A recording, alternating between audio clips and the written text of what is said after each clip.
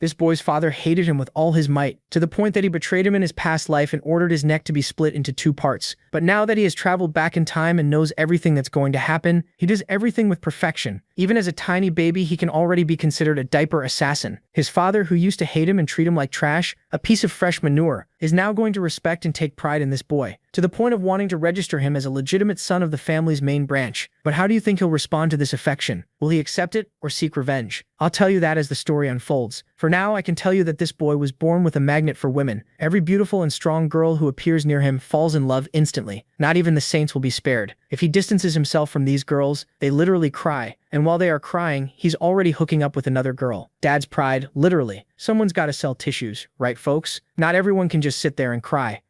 I'd venture to say this manhwa is a masterpiece. It's got revenge, it's got that father pride that makes us want to kill him. The story actually makes sense, there are plenty of epic scenes, and it also has that silly little romance. You'll find yourself constantly rooting for him to end up with a certain girl, only to be frustrated in the end. When the time comes, let me know if you got frustrated too, okay? Good night, girl. I'll see you tomorrow. This is Victor van Baskerville, the Hound of the Baskerville family. He dedicated his entire life to the family but was accused of associating with demons, and so his life ended at the hands of his dear father. In his final seconds, he thought that if he were born again, he would go after the rabbit and eliminate his prey, but he would never live as a hound again. Suddenly, his vision shifts. He has been reborn. And he was reborn alongside several noisy children. They were all now at the grand estate of the Baskerville family. The children wouldn't stop crying. Hugo Le Baskerville says all these rats are annoying. While walking, he thinks that there isn't a single special child this time around, but suddenly something catches his eye. The little piece of trash in front of him was quiet, so he ordered them to take that child to the Cradle of Swords. Victor knew that man was the one who caused his death. He was the patriarch of the Baskerville family, but now he appeared in his younger form. That meant Victor had returned to when he was a baby. Victor was born as an illegitimate son and received mediocre training. It's like Jon Snow. Here, a hound only needed to be devoted to the mission, be it assassination, intelligence, ambush, or threats. A hound needs to handle the dirty work. And that's how the Baskervilles became the greatest of the 7 families. The reason he stayed loyal before was that he wanted recognition from the family and from Hugo. 10 years after the portals to the demonic realm opened and humans won the war, the reward for the hounds who were loyal was execution. Of course, this time he'll do things differently. He wants revenge, but in this baby body, it's impossible. However, he knows the Cradle of Swords is the perfect opportunity for him to get strong. The Cradle of Swords is where the Baskerville family performs a judgment. Children are thrown into a labyrinth of swords. On the other side, they enter the river Styx, which is blessed. The longer they stay and the stronger they become. But there's a limit to how many children can receive the effect. In short, to reach the river Styx, you must first cross the sword labyrinth at maximum speed. Everything seems normal in this family. Nowadays, if you tell an 8-year-old to do the dishes, the police are probably showing up at your door. Victor was already there in the labyrinth. In his past life, he was pushed out by his brothers and didn't receive the effects. But this time, he has a target in mind, so things will be different. Throwing himself into the river, he thinks about monopolizing the water for as long as possible. It's looking like the fight over the Strait of Hormuz. The boy sinks like a nail. The water enters his body and bones through the cuts. Now he needs to endure as much as he can, even if it's painful. All the patriarch's vassals start saying he should come out. But Hugo just laughs at the situation. He asks John Barrymore, the family butler, how long the boy has been in there. The answer is 7 minutes. The patriarch, still laughing, says that 7 minutes is a lot, and that he'll probably die in there. Son, you may come out now, he says. The boy heard Hugo's voice, but he's not giving up yet. He needs to absorb as much as possible until the very end, but I think he absorbed too much, to the point of swallowing the water. He thinks he must stay firm, but maybe it's too late. Suddenly someone pulls him out by the leg. It was Hugo, laughing at the situation, saying the boy wanted more than he could handle, and even drank the river water. He stayed in there so long that even his teeth grew. Impressed, Hugo asks what the child's name is, and the butler replies it is Victor van Baskerville. Hugo is very happy and proud. A very greedy son was born into his family. On the other hand, Victor only thought that Hugo should enjoy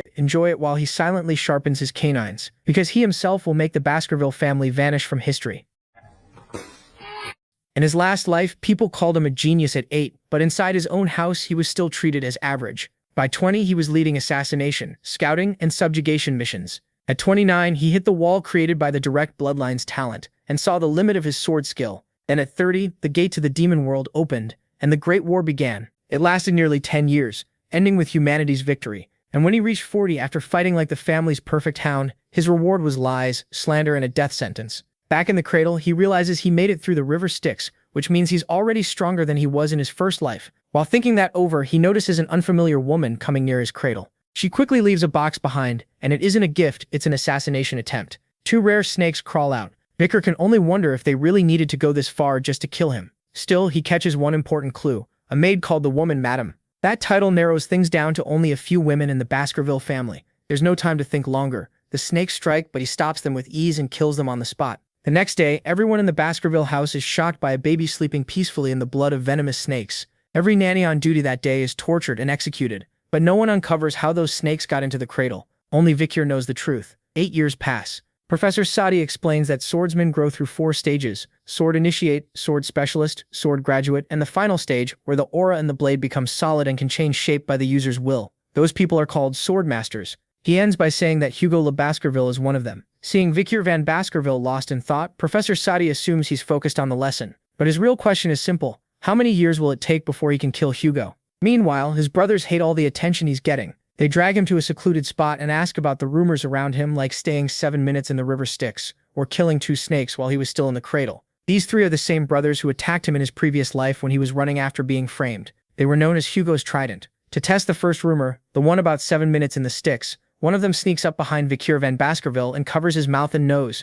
He could break free easily, but chooses to play along. 1 minute passes, then 3, then 10. Vikir van Baskerville endures it all without panic. Realizing they may have gone too far, the brother finally lets go, but before he can pull away, the protagonist rips off one of his fingers. The brothers shout that they'll go to a priest and have it reattached later. MC stops them with one cold question: who said they were allowed to leave? Enraged, one brother rushes him and tries to stab him, proving the second rumor true. The blade can't even pierce his skin. Now it's Vikir's turn. The brothers yell that they're older, so he should show respect, but in Baskerville, age means nothing next to strength and talent. One brother finally understands the rumors were real, right before Vikir van Baskerville punches him in the face. The next one tries to fight back and drops just as fast. One of them says they shouldn't fear him. They'll be healed soon anyway. But the protagonist has no plan to let them walk out so easily. He bends down, picks up the knife they brought, and calmly tells them that, since he's feeling generous, he'll allow one of them to leave. Which one survives is up to them. He tosses the knife over, warning that he won't wait long. At least one of the 3 has to live. With that, Vikir van Baskerville creates exactly what he wanted: the fall of the future Baskerville Trident. Elsewhere, the Baskerville butler, John Barrymore, reports to Hugo that the Morgue clan clashed with them again at the Ruby Mine and is now claiming that land is theirs. Hugo answers that he'll deal with it soon enough, since the Morgue clan will be visiting before long. Once that is settled, he asks John if there's anything else. John brings up the school's midterm results and reports that Vikir van Baskerville ranked first in the written exam. He also says the practical test is in 5 days, and the castle's guardian knights have already left to prepare it. Hugo notes that this means the castle is almost empty. But John still has one more report. There was a serious fight between the young masters, the triplets, and Vikir van Baskerville. Hugo, surprised, asks how many died. John says none of them did, but the oldest lost most of his teeth. The middle one had his jaw crushed, and the youngest lost his left index finger. They're already being treated, but the damage wasn't just physical. It broke them mentally too. Hugo briefly wonders if they fought each other, then rejects the idea they were too close for that. John agrees and says another brother did it, the one a year younger than all 3, young master MC van Baskerville. Hugo calls for MC, and he appears right away. Hugo asks about what happened to the triplets. Without regret, he says they're already being treated. But Hugo isn't asking about their bodies. He means the way he shattered their bond. Since that day, they eat apart and no longer speak to each other. In the end, Hugo asks if Vikir thinks he did anything wrong. The protagonist says he didn't. He was stronger than they were. Hearing that, Hugo asks if he feels no guilt at all, and MC answers that the triplets approached him first, and he generously forgave them. He knows this well. He has no reason to apologize for what he did. And he throws back the same words Hugo once used on him in the past. He answers with Hugo's own old words: forgiveness is just something weak people use when they can't get revenge. That impresses Hugo because to him, power is justice. And if power is justice, then weakness is a sin. With that, he calls for the butler. Hugo tells him to take the protagonist to the food storage and give him whatever he wants. He also wishes him luck on the practical exam and warns him not to lose to anyone from the main family. The protagonist agrees, annoyed, and leaves. At the warehouse, he asks for chocolate. More exactly, cocoa beans. Not finished chocolate, but the raw beans. Even the butler figures he wants them because one bean can make 100 liters of chocolate. But MC doesn't want them as food. Their real use will show up soon. 5 days later, during the practical exam, the Baskervilles face an incident no one expected. Around the world, their family is known as the Berserker clan because even their children go through brutal training almost from the moment they can walk. They climb mountains for endurance, and rest is only allowed at set times. At night, they even sleep beside demon corpses or live baby monsters to get used to harsh conditions. Because of that, the young hounds can handle incredibly hard tests. That's why people call them the Berserker clan. And now another test like that is about to begin on a mountain crawling with demon creatures. The instructor says the goal is simple: survive for 1 month and hunt demon creatures. There are also points to earn, and they only need to remember 2 things. The rewards are 10 points for saving someone's life, 30 if they do it without getting badly hurt, 50 for surviving after eliminating another participant, 70 for surviving while hunting demon creatures, and 90 for meeting every condition given in advance. Each student also gets a brooch, and stealing someone else's brooch earns extra points. Before starting, the instructor gives one warning: don't leave the restricted area. The Guardian Knights will score them in secret during the exam, so they're being watched the whole time. Nervous students whisper about Vikir and wonder if he'll do as well here as he did on the written test. Then the bell rings, and the exam starts. Some students rush for better ground, while others form teams to steal points from anyone alone. Even the triplets, still at odds, stay together. After the students leave, the instructor thinks about the test. It doesn't tell them to kill each other, but it doesn't ban it either. And since there's no penalty for certain deaths, everyone ends up trying to kill everyone else. The Guardian Knights, watching from the shadows, will only make sure the deaths stay to a minimum. One of those knights keeps his eyes on Vikir. Then he notices him heading into an unexplored area. Like everyone else, he wants to see what the protagonist can really do. But when MC gets there, he just says he can finally enjoy his vacation. The knight is stunned. While the others are fighting, Vikir is just relaxing. Thinking the boy only wants to hide, the knight leaves, disappointed. But that was exactly what he wanted. He knew someone was watching him. Using the cocoa beans to hide the smell of roasting meat, he finishes his setup. Now the hunt can begin. A few days later, he leaves camp and enters the unexplored zone. For him, though, this place isn't unfamiliar. In his past life, he'd been in places like this many times, and better than anyone, he knows this is Hellhound territory. Back then, he only fought one when he was 18, so for his current 8-year-old body, it should be far too much. Still, he knows a way even a child can kill a Hellhound, by using its weaknesses. Weakness 1. A Hellhound can only move well in a straight line, and struggles with curved movement. Weakness 2. Water. For some reason, demon creatures can't cross water, even in small amounts. That forces a Hellhound to slow down, come closer, and expose its fatal weak point, its open mouth while charging. So Vikir uses the chocolate beans. One bean can create 100 liters of chocolate, and chocolate is poison to dog-type monsters. Smirking, he says a Hellhound can't even beat plain chocolate. Then he kills it. By hunting demon creatures, his body gains karma or experience, making him stronger. When he swings his sword now, it already feels lighter. At this rate, he may recover his old strength before he even becomes an adult. After that win, he can only wonder how Hugo will react when he learns Vikir killed a demon creature ranked B+ in danger. But while he's thinking, more enemies appear, more Hellhounds. After cutting off the first one's head, he gets ready to fight again. Then the dogs suddenly hesitate. They look afraid, which makes no sense. These monsters would rather die than bow to prey. Then a far worse enemy appears, a Cerberus, ranked A+ in danger. But Vikir quickly spots something odd. It's injured and covered in arrows. After a moment, he figures the barbarian tribe from the other side of the mountain must have done it. To Vikir, this is a huge chance, even if he has to show every card he's been hiding. Until now, he's kept his true skill hidden from the Baskervilles.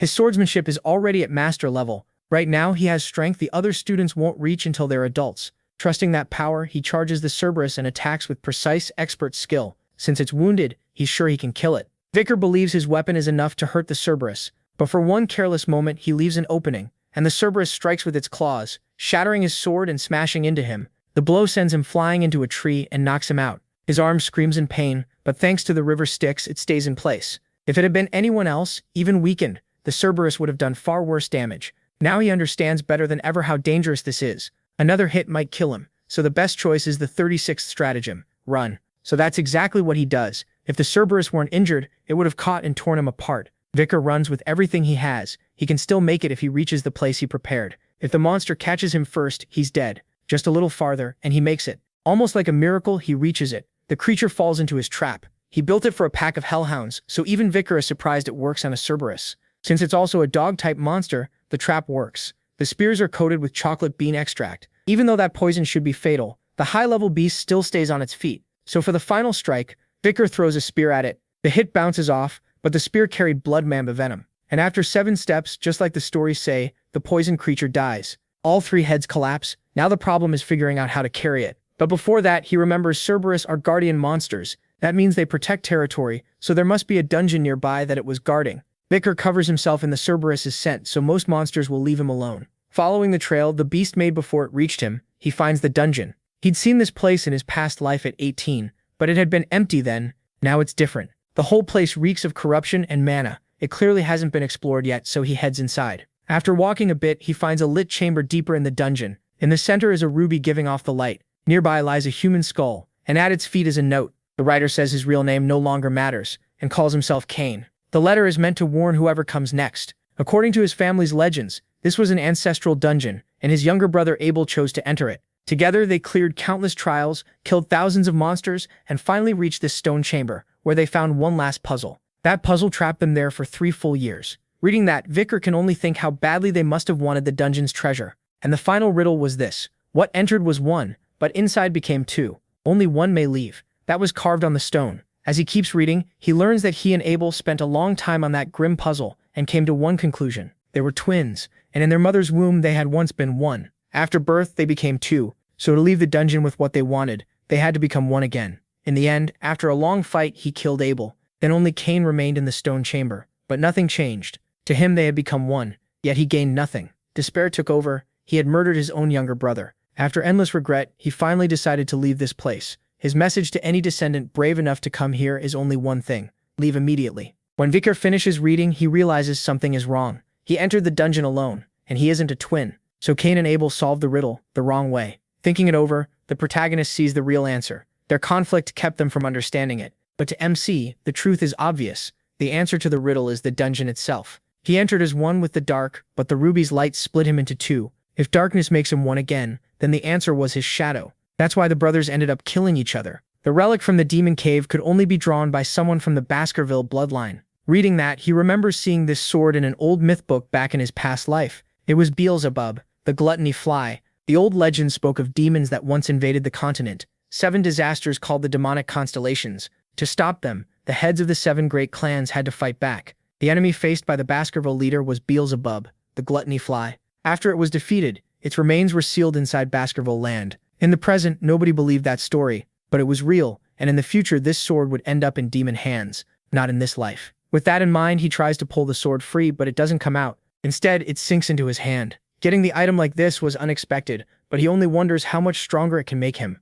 Once he finishes in the dungeon, he's ready to leave. Then dizziness suddenly hits him. He quickly realizes the thing in his hand is hungry. His hand starts guiding him on its own toward the corpse of the first infernal dog he killed. Then the thing begins sucking blood like it's been starving forever. He stops to think and realizes the dead trees and dried land here may have been caused by Beelzebub's insane hunger. How much would it take to satisfy this thing? He also recalls that Beelzebub could steal an enemy's abilities. It could keep taking powers for itself, and anyone robbed of them was left ruined. Still, maybe 3 is the limit it can take from 1 corpse. From the infernal dog it stole hemorrhage, a skill that makes even tiny wounds pour out huge amounts of blood. It also took incineration and regeneration. That regeneration, though, came from the corpse of a rat beneath the Cerberus. After getting the demonic weapon ready for testing, he finally relaxes. With all the young hounds gathered, the practical exam ends, and the results are announced right away. The monster corpses were turned into things like necklaces, shields, and swords. Then they were handed back to the students, and one corpse in particular drew attention. The one Vicar brought after wandering into an unexplored area and killing a Cerberus by accident. Hugo can barely believe it. A Cerberus is a demonic beast even guardian knights struggle to handle. People also say it had been injured and poisoned. When he is asked about it, he only says he's tired and heads back to the dorm. That just makes Hugo admire how sharp he is. To Hugo, knowledge is power, and power decides a person's worth. The butler is shocked too, but for another reason. He thinks the boy's talent came from the Van side, not the Law or Lemmy side. He assumes Hugo is surprised for the same reason, but Hugo says no. He's not like the other patriarchs, and doesn't care about bloodlines. What matters to him is talent and will. It doesn't matter if someone was born to a noble woman or an impure one. Then the butler reveals something we hadn't known before, adding that weak people can come from fine blood too. Hearing that, he wonders if Hugo means the second son he's training in secret. After that, the talk ends and Hugo calls for Vicar. Once he arrives, Hugo asks right away how he killed the Cerberus. The protagonist answers plainly. He fed it chocolate. Since it's a dog-type creature, chocolate works like poison. The butler watches in silence, thinking it's hard to believe this is a father and son talking. They barely greet each other before jumping straight into business. Hugo then asks why MC ignored questions about the hunt. Vicar answers that Hugo isn't his master, so Hugo asks who is. He says it's the patriarch himself. Pleased, Hugo rewards him by giving him the entire corpse of the demonic beast he killed, and for taking first place in the practical test, he also grants him one wish. That's exactly what the protagonist wanted to hear. His request is access to the library of 10,000 books, deep inside the main Baskerville castle, one of the biggest libraries in the empire. Hugo asks if he understands that only the patriarch, the vice-patriarch, and members of the main house are allowed in. Thinking the request will be refused, MC starts to back off. But to his surprise, Hugo agrees. He even suggests he read Baskerville Fencing 6th Prey. That makes Vicar tense up. No illegitimate child had ever been allowed to read past the 4th Prey. Still, he calms down quickly. In the end, it's only the 6th Prey. Hugo himself has only reached the 7th. while in his past life the protagonist made it to the 9th. Even so, he can never forget the contempt he suffered for being illegitimate. This time he will surpass Hugo. What he truly wants is the sword scripture holding the Baskervilles' real pure core. That text was only found later in his previous life, and it had been written by the first Baskerville patriarch, the man who killed the 7 calamities. And this time, Hugo Le Baskerville will place it in his hands. With their talk over, Hugo wishes him luck. Bakir thanks him and leaves. Not long after, he heads for the library. When he arrives, he's stunned. It's his first time seeing it with his own eyes. This place holds all kinds of sword manuals he once dreamed of learning. In the Baskerville clan, no matter how much mana you have, an illegitimate child can't study past alluring prey. That rule exists to keep the hunting dogs from turning their claws on the direct heirs who will one day be their masters. When he finds the 6th prey manual, he still can't believe Hugo told him to read it. Maybe Hugo thinks he can't memorize much in one day. In his past life, Bakir obsessed over the theory behind the 1st through 4th techniques. He studied so hard he could even guess parts of the 5th, though he never truly learned it. But now he wants something far beyond that.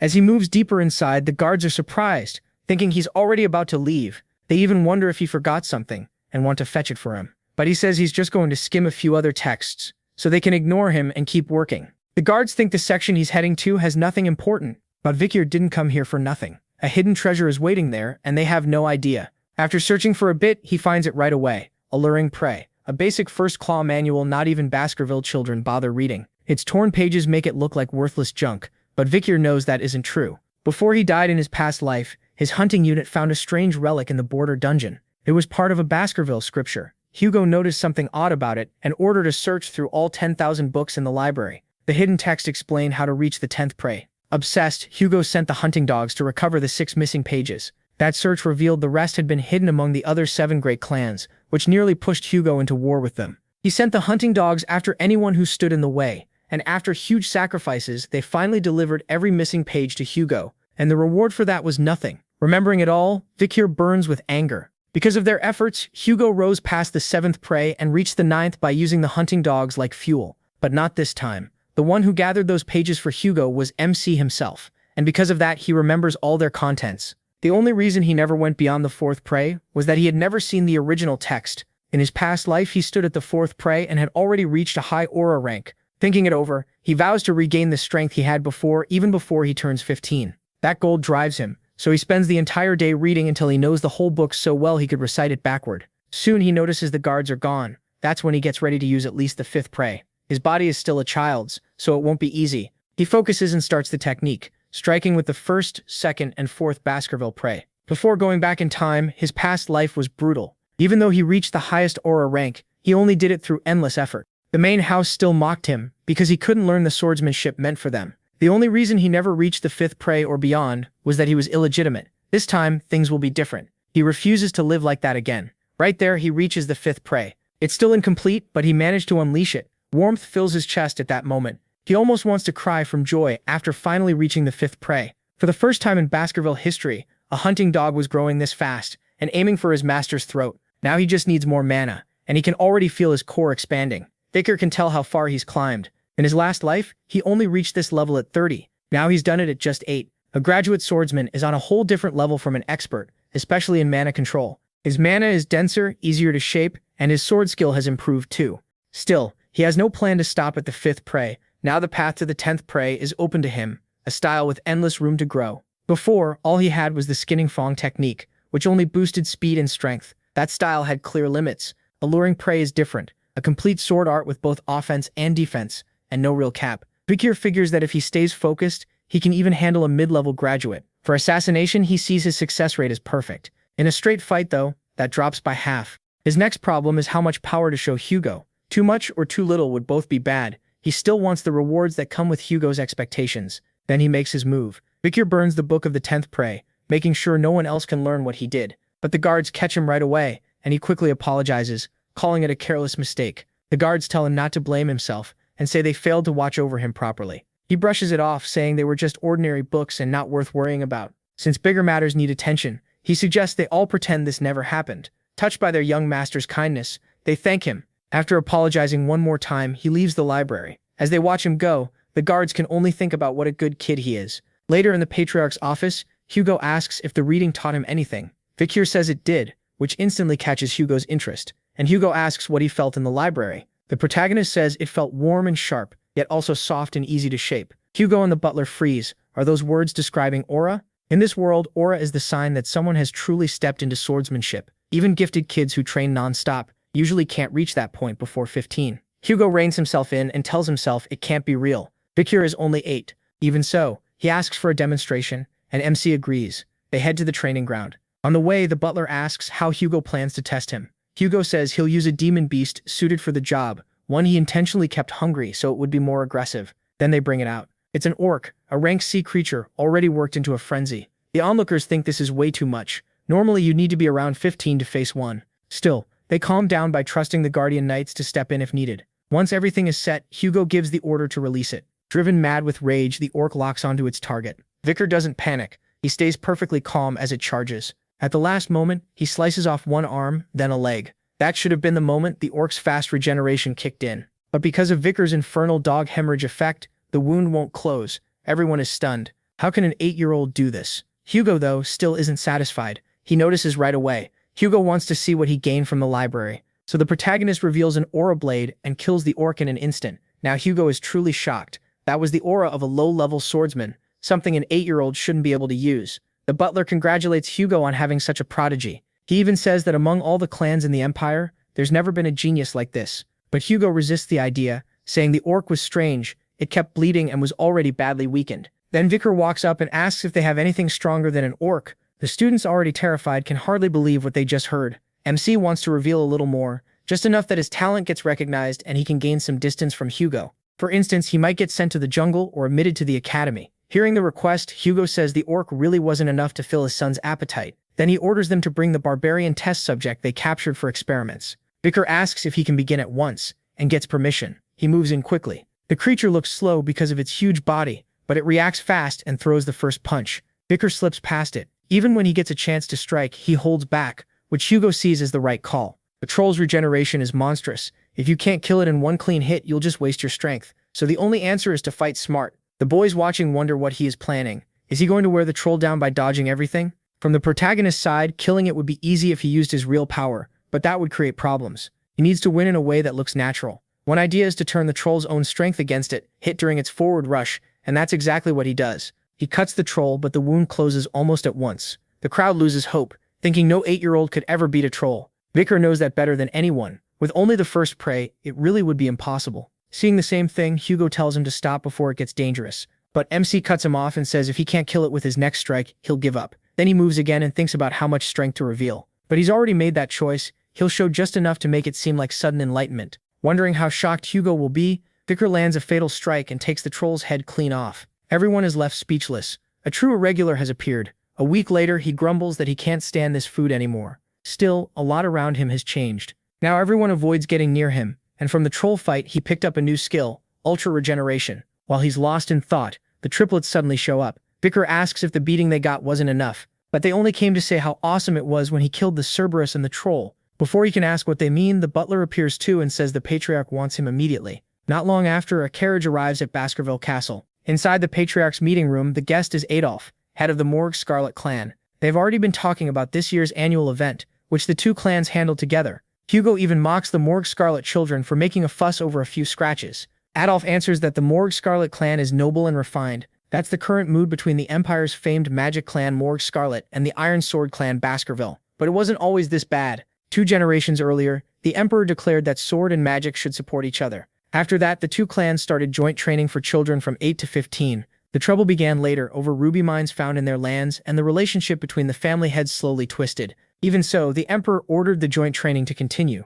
Adolf says he's heard rumors of a genius rising in the Baskerville clan. Hugo thanks him. That alone surprises Adolf, since Hugo rarely praises any child. Then Adolf says his clan has been just as lucky and calls Camo inside. The doors open, revealing Camo, the daughter of Adolf's eldest sister. He tells her to greet Hugo, but instead she asks if he's the thief who stole their ruby mine. The whole room is stunned. Hugo repeats thief in anger, while Adolf tries to step in. But Camo says Uncle Adolf himself called Hugo a pathetic bearded man just a few hours earlier. That pushes Hugo to tell Adolf to teach his niece some manners. Camo doesn't back down and demands the mine be returned because she needs those rubies for her research. Hugo snaps and orders her to be quiet. Adolf jumps in, asking if this is how he treats a child, even mocking the Empire's sword saint for bullying an 8-year-old girl. Then someone cuts in, saying it seems the Morgue Scarlet clan never taught its children not to desire what belongs to others. It's Vicar, speaking as he steps through the door. The butler announces young master, the protagonist Van Baskerville. Adolf studies the boy from a distance, then notices his niece is no longer beside him. She's already standing in front of Vicar, demanding to know what he just said. MC recognizes her at once. This is the Steel-Blood Empress of the Morgue Scarlet clan, the only archmage from that proud family ever called a genius among geniuses. In his past life, she made history by impaling enemies and turning them into a border wall, and now she keeps arguing that the ruby mine belongs to Morgue Scarlet. His first reply is that she must have worked really hard to come all this way just to throw a fit. Both clan heads are impressed by that answer. Camo bristles and asks if he really called it a tantrum. Vicar tells her yes, that's exactly what it is. Magic gathers in her hands as she declares she'll show him why the ruby mine belongs to Morgue Scarlet. The protagonist doesn't even flinch. A little later, a small city takes shape. Everyone is surprised, and Camo proudly says even someone as clueless as him should understand now. Vicar had expected an attack, but all she did was use magic to make a model of the city. She explains the border mine is where the best rubies come from. The issue is simple. The entrance sits in Morgue Scarlet land, but the tunnels below run into Baskerville territory.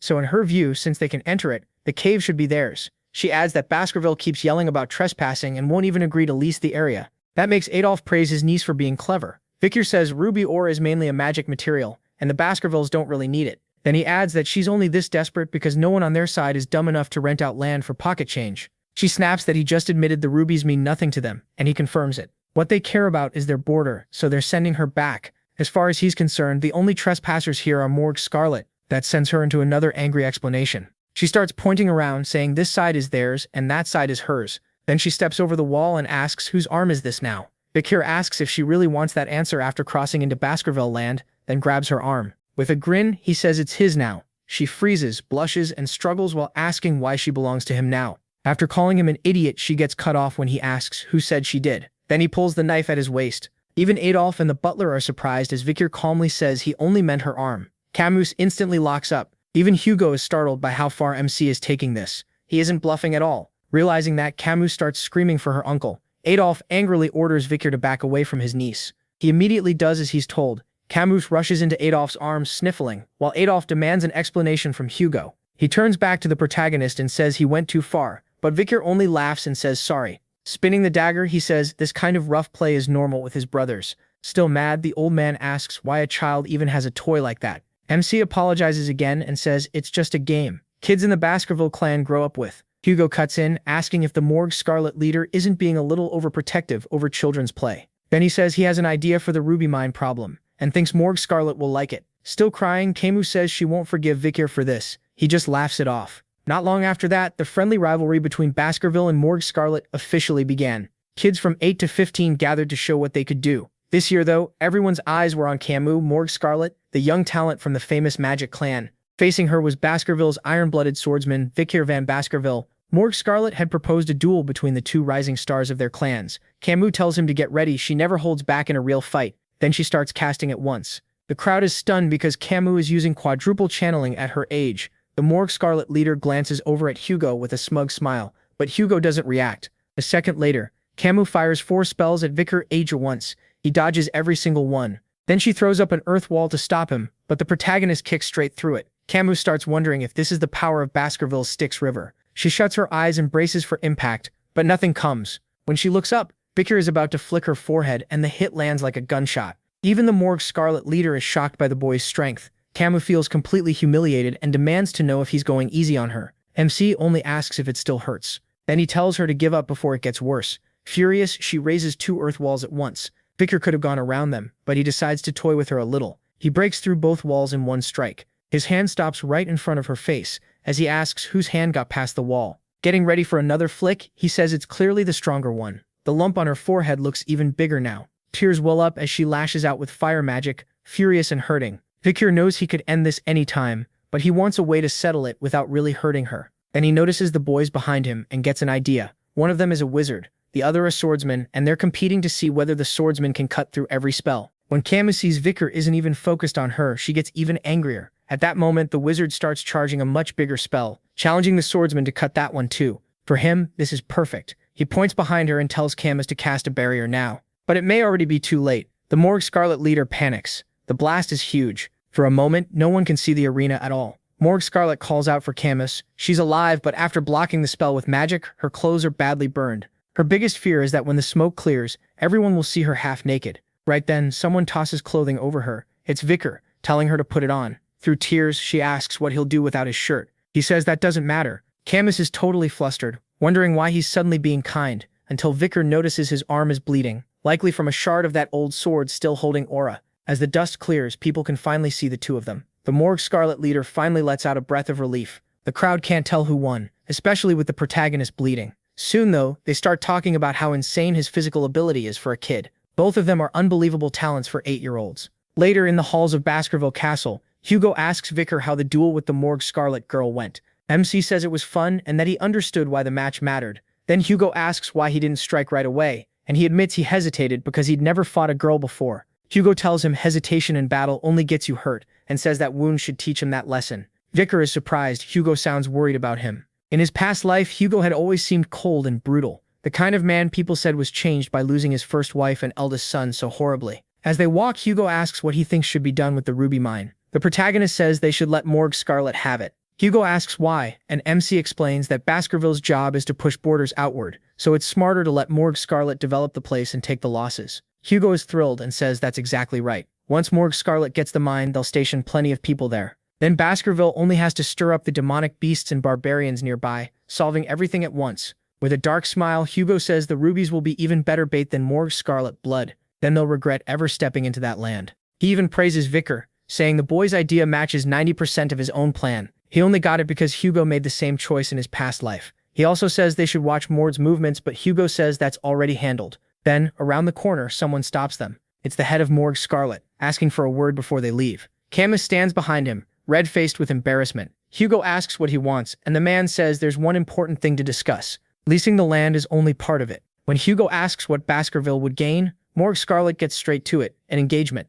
The old man proposes tying the two clans together through marriage, suggesting Baskerville's eldest son and his niece, the eldest daughter of Morg Scarlet. He says she has everything. Looks, brains, the whole package. According to him, she'd be the perfect match for Baskerville's heir. Hugo points out his eldest son is nearly 25, and the age gap is too big. The old man says he doesn't care about that, but Kami cuts in. She declares she won't marry anyone weaker than her mother. The old man laughs and says if that's the standard, she'll stay single forever. Then Kami says the age gap also matters. She wants someone her age or even younger. Hugo starts getting annoyed and says this isn't a buffet. Kami fires back that she knows, but she won't just take whatever is handed to her. Then, red all over, she glances to the side, catching both Hugo and the Morg Scarlet leader off guard. She's looking at Vicar van Baskerville. The old man instantly starts sweating, then quietly reminds her the protagonist isn't pure blood and is a bastard son. He even says a mixed-blood dragon is still just a mutt. That pushes Hugo close to fury. Was he actually starting to care about Vicar? He says the person involved should have a say too,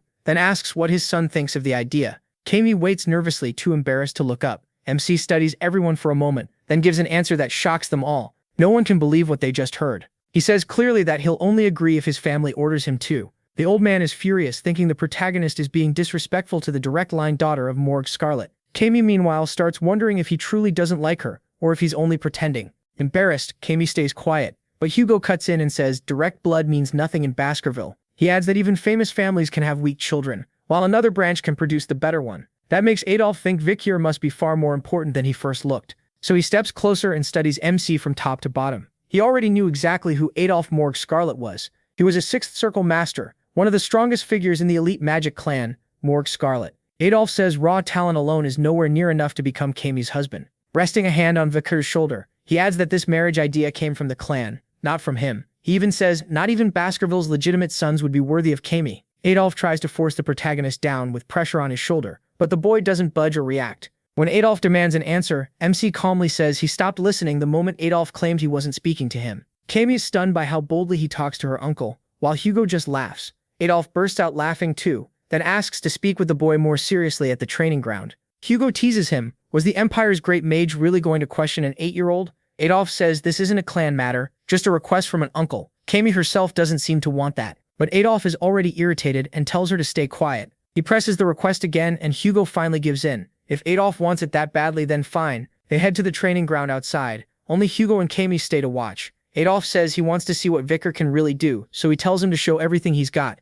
He agrees. Still, he thinks Adolf might pass out if he actually showed everything. Then Adolf casts a spell and says he'll make things fair. He starts shaping something with magic. Kami is shocked. Her uncle is blending fire, earth, and water perfectly. The spell forms a jar filled with water. Adolf places it on his head and says if Vikir can spill even one drop, he wins. The protagonist knows Adolf is a monster. He couldn't even scratch in his past life. But now this is the perfect chance to test his new strength, and he's sure Hugo allowed it for the same reason. When Adolf tells him to come, MC decides not to reveal too much, just enough to satisfy Hugo. From the side, Cam warns that charging her uncle head-on is a bad idea. Then Vikir pauses. He's impressed. Adolf has raised a barrier he can't get through, calling shield magic the best answer to a swordsman. Without outstanding aura yet, breaking through it would be hard for the protagonist right now. Then Adolf casts another spell. Now he attacks. Fire spears rush in from every direction and Camu protests. He never even used this much against her. Adolf asks a little sadly whose side she's on. Hugo, though, notices the spells are still slow enough to dodge, so he doesn't step in. Vikir quickly realizes this isn't a real problem. He has the body of his 8-year-old self, but all the experience from before his return. That should be enough to make Adolf lower his guard. Maybe even enough to kill him. MC swings with all his strength at the barrier. Adolf says he can try 100 times. His sword will never break that shield. Vikir ignores him and keeps striking the exact same spot. Soon cracks appear. Adolf notes that the boy is like a machine, landing every hit in one place. He admits his swordsmanship is impressive, but there's still a problem. The sword itself can't endure a barrier of this level. So Adolf mocks him for forgetting to think about his blade's durability too, while he keeps talking on and on. Meanwhile, Hugo and Camu are completely stunned. Adolf says Vikir has talent, but still needs a lot of work before becoming Cam's fiancé. Then he feels something drip onto his forehead. A shard from the protagonist's broken sword has pierced the jar and water starts pouring out. MC says that should be enough, then asks if Adolf wants him to spill even more. At that moment, Camus looks completely taken. She's already thinking this means they should get married. Hugo starts laughing, sure that result was no accident. Vikir van Baskerville, the son from a lesser branch, might be turning into a hunting dog far sharper and stronger than Hugo expected. 7 years pass. At the Baskerville training ground, a raging monster is set against the children. They rush in together to face it head-on. Bringing it down is no easy task. Several of them get thrown back hard. Their instructor, the family's guide dog, tells them they have to decide fast, even if that means retreating. And they can't get greedy chasing a vital hit. The triplets attack at the same time, much stronger than before. They manage to deal real damage to the beast. It recovers, but the children keep working together. That makes the ending clear. They win, and the instructor applauds their effort. He announces that every young master has reached low-level expert swordsman rank and mastered the first grip of Baskerville fencing, bringing their 7 years of training to an end. Still, he warns them that the ox bear they fought wasn't anywhere near the strongest, and even he couldn't beat an old powerful one alone. He wants them to understand today's enemy was only a small taste. Death is always closer than it seems, so they must overcome it with the talent in their blood. With that, he ends his lessons and congratulates them on graduating. The children salute their teacher with respect. Later, they talk about which knight order they'll join. The Baskervilles have 7, covering roles like guarding, investigating, protecting, assassinating, suppressing, and direct combat. Then they suddenly notice someone heading off alone. They're talking about Vikir van Baskerville, the prodigy of this generation. He killed an ox bear even bigger than theirs by himself. He's also a high-level expert swordsman who reached the 3rd grip of Baskerville fencing. But in the protagonist's mind, all of this came slower than he wanted. His real level is already an intermediate-ranked graduated swordsman at the 5th grip, and it still took 7 full years. That's beyond where he was before regressing, at least in swordsmanship, but his growth still feels too slow. Then someone calls for him. It's the butler Barrymore, telling him the family head wants to see him. Barrymore adds with a smile that Vikir's place must have finally been decided. So the moment arrives. MC greets Hugo and says it's been a while, but quickly notices something off. He asks about the scar on Hugo's nose.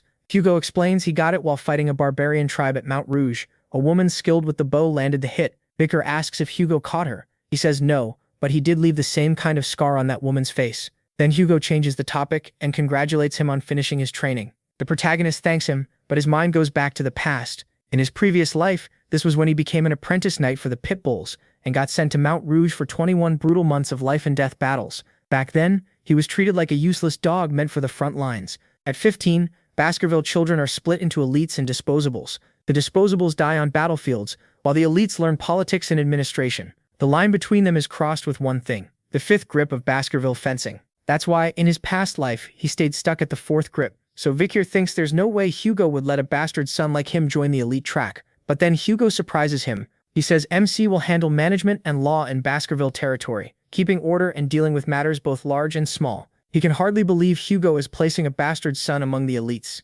Hugo says Vikir's achievements put him at least 10 years ahead of other geniuses. so he deserves proper treatment. His new post will be vice consul of a city called Underdog. The protagonist says he'll accept his father's wish, but first reminds him of the reward promised after the match with Adolf Morg's Scarlet and asks to claim it now. He wants to borrow something, leaving the butler surprised. MC says Hugo can refuse if it's too troublesome, but Hugo stamps the paper and says it's no big deal. He'll trust his son not to do anything foolish. Victor says he won't cause trouble. Still, he's not used to Hugo openly calling him his son or granting his request so easily. On the way back, the butler walks with him, then calls out to him again. He says the family head values him greatly. After all, Hugo didn't throw him straight into real war, he practically handed him the consul post in Underdog. Since the consul seat is still empty, it's clear Hugo thinks highly of him. Still, Victor snaps back that he'll only deserve it if he can handle the job of vice consul. To him, this post means nothing. It won't wipe away the past, he still remembers his head falling at the guillotine. In his heart, he swears Hugo Baskerville will suffer the same fate. Then the story shifts to Baskerville land. In Underdog, an old worker warns everyone that the new vice consul arrives tomorrow, so the place needs to be spotless. He also reminds them the boy is coming from the main castle, so they need to be extra careful. One employee nervously wonders what kind of person the new vice consul will be. The other brushes it off, saying he's just a 15-year-old kid. They're still making fun of him when someone walks past. A boy grabs him at once and says he can't just wander around there. Bakir turns with a glare and orders him to let go. Then he shows them a document, and both freeze. That's when they realize the boy in front of them is the new vice consul, and his first order is to bring alcohol and women right away. He says he'll be hosting a party soon, leaving both men stunned. Not long after, the banquet is prepared. Soon the place is full of cheerful guests chatting away. The one running Underdog is Chihuahua Baskerville, and he's sickened by what he's seeing. He can't believe the new vice consul is throwing a party on his very first day. To Chihuahua, this proves the boy is reckless. The city is already in trouble after the last consul took bribes, so he angrily says that if Victor wants to ruin Underdog, then let him try. Right then, the protagonist appears behind him and coldly asks if he's the manager. Startled, Chihuahua quickly introduces himself. The first thing MC notices is that Chihuahua has no middle name, which tells him he isn't part of the clan by blood. He's just an employee, not family. And to Chihuahua's surprise, Victor says he likes that. He explains that since Chihuahua was born and raised here, he should know this city better than anyone. So he says he won't meddle in his work and wants him to keep doing his job. At first, Chihuahua can't figure out what's going on. He even wonders if he's being mocked, but that makes no sense when this same boy is busy throwing a party. Victor then says the federal laws are mostly fine, but the judicial system has some strange holes. That shocks Chihuahua. He's impressed the protagonist read and understood all that so fast. MC points out Underdog's real problem. Black market businesses are thriving, and money here stands above the law. That won't be fixed by shutting down a few operations. They need to take down the people at the top. He sums up the vice consul's job as making laws and enforcing them while still respecting the laws already in place. But now he plans to add one more. In a week, he intends to crush those criminal businesses, and to do that he needs a reason people will accept, even if the targets are clearly breaking the law.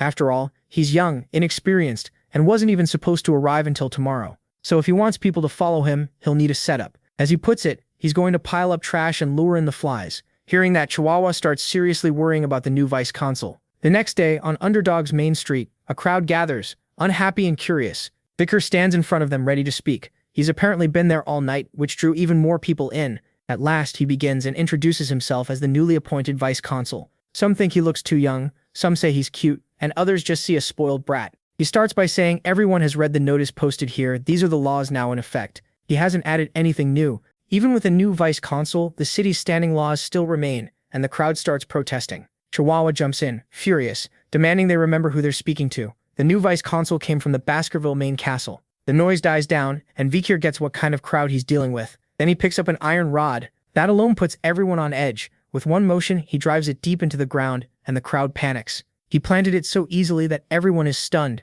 Then Victor declares that by his authority as vice consul, he's creating a new law, a very special one. Article 1 of the protagonist's special law. Whoever pulls this out gets 100 million gold. Both the officials and the townspeople are left speechless. They can't believe he just offered 100 million for pulling out an iron stake. That's the law. Remove the rod, get the money. For a normal person, that's about 4 years of wages. No one can believe their ears. Victor asks if nobody wants the reward. When no one answers, he raises it. Now the person who pulls it out will get 1 billion coins. This time people even laugh. One citizen tells him to stop fooling around. 1 billion isn't something you joke about. Chihuahua looks like he's about to lose his mind. When Victor sees no one will step up, he does something that shocks everyone. He raises the prize again to 10 billion for whoever removes the rod. That's equal to about 400 years of pay for an average person. Victor grows irritated when the crowd still stays silent. To them, the whole thing feels unreal. Whispers spread fast as people guess what would happen if someone actually tried. Looking at MC's sword, they assume anyone greedy enough to touch it would be killed.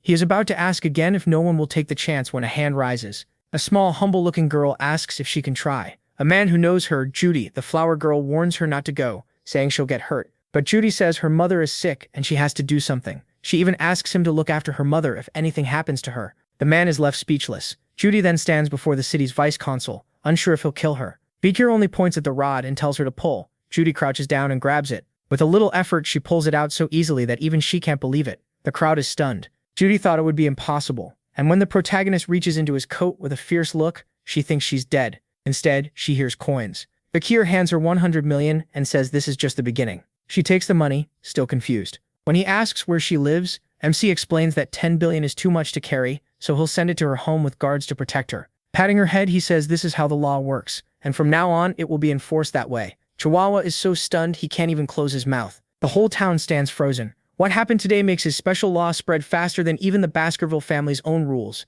People now understand one thing clearly: break the law and you're punished, follow it and you're rewarded. After Vikir's special law was announced, crime in the city was cut in half. Chihuahua is in tears, saying he'll follow the protagonist for the rest of his life. But to MC, this is just a version of something Kamada Bourbon did in his past life. The real problem comes next. They now have to fill the giant hole that 10 billion made in the budget. Luckily, Vikir already knows where the illegal groups are and plans to seize all their dirty money. Chihuahua asks how he knows any of that. He casually says he can feel it, though the truth is tied to his past life. While Chihuahua is still amazed, someone enters and reports that a certain committee wants a meeting. Just as the protagonist expected, the city's nobles who do nothing but eat and sleep now want to see him. Chihuahua quickly lists the families in that committee, adding that it's supposed to be just a social club. Still, it's obvious they have complaints about Vikir's special law. MC only smiles and says the flies have finally caught the smell of the sewer. In that case, he says, it's time to wipe out the pests feeding off the city. The scene then shifts to a luxury club hotel in Underdog. Deep inside is a VIP room that costs 10 million gold for just a few hours, and a party is going on there now. The guests are the 7 members of the committee that invited Vikir. All of them are children of native clans living in Baskerville territory. At that moment, they're stacking bottles worth 100 million gold each into a tower. One of them even says the servants can drink whatever spilled on the table, and they thank him for the kindness. They brag that their money never runs out, all thanks to the Baskervilles. They're also involved in slave trading, using barbarians captured during the Baskerville family's expansion. Laughing it up, they boast that they live better than people in the capital, while still enjoying the protection of the main family. One blonde man even calls the Baskervilles their hunting dogs, saying they wiped out the entire Mesodrano clan over a few lies, bringing one of the 8 clans to ruin and leaving only 7. Before long, the talk turns to the new vice-consul. Since he's young and threw a party the moment he arrived, they assume he'll be easy to get along with. Their plan was simple: throw a wild party with the priciest drinks, stick Vikir with the bill, then laugh it off as a joke so he'd owe them. Right then, a servant announced the girls had arrived. But something felt off because a man had come in who wasn't invited. The butler grabbed the boy by the hair, and a second later his arms bent back like they were snapped around.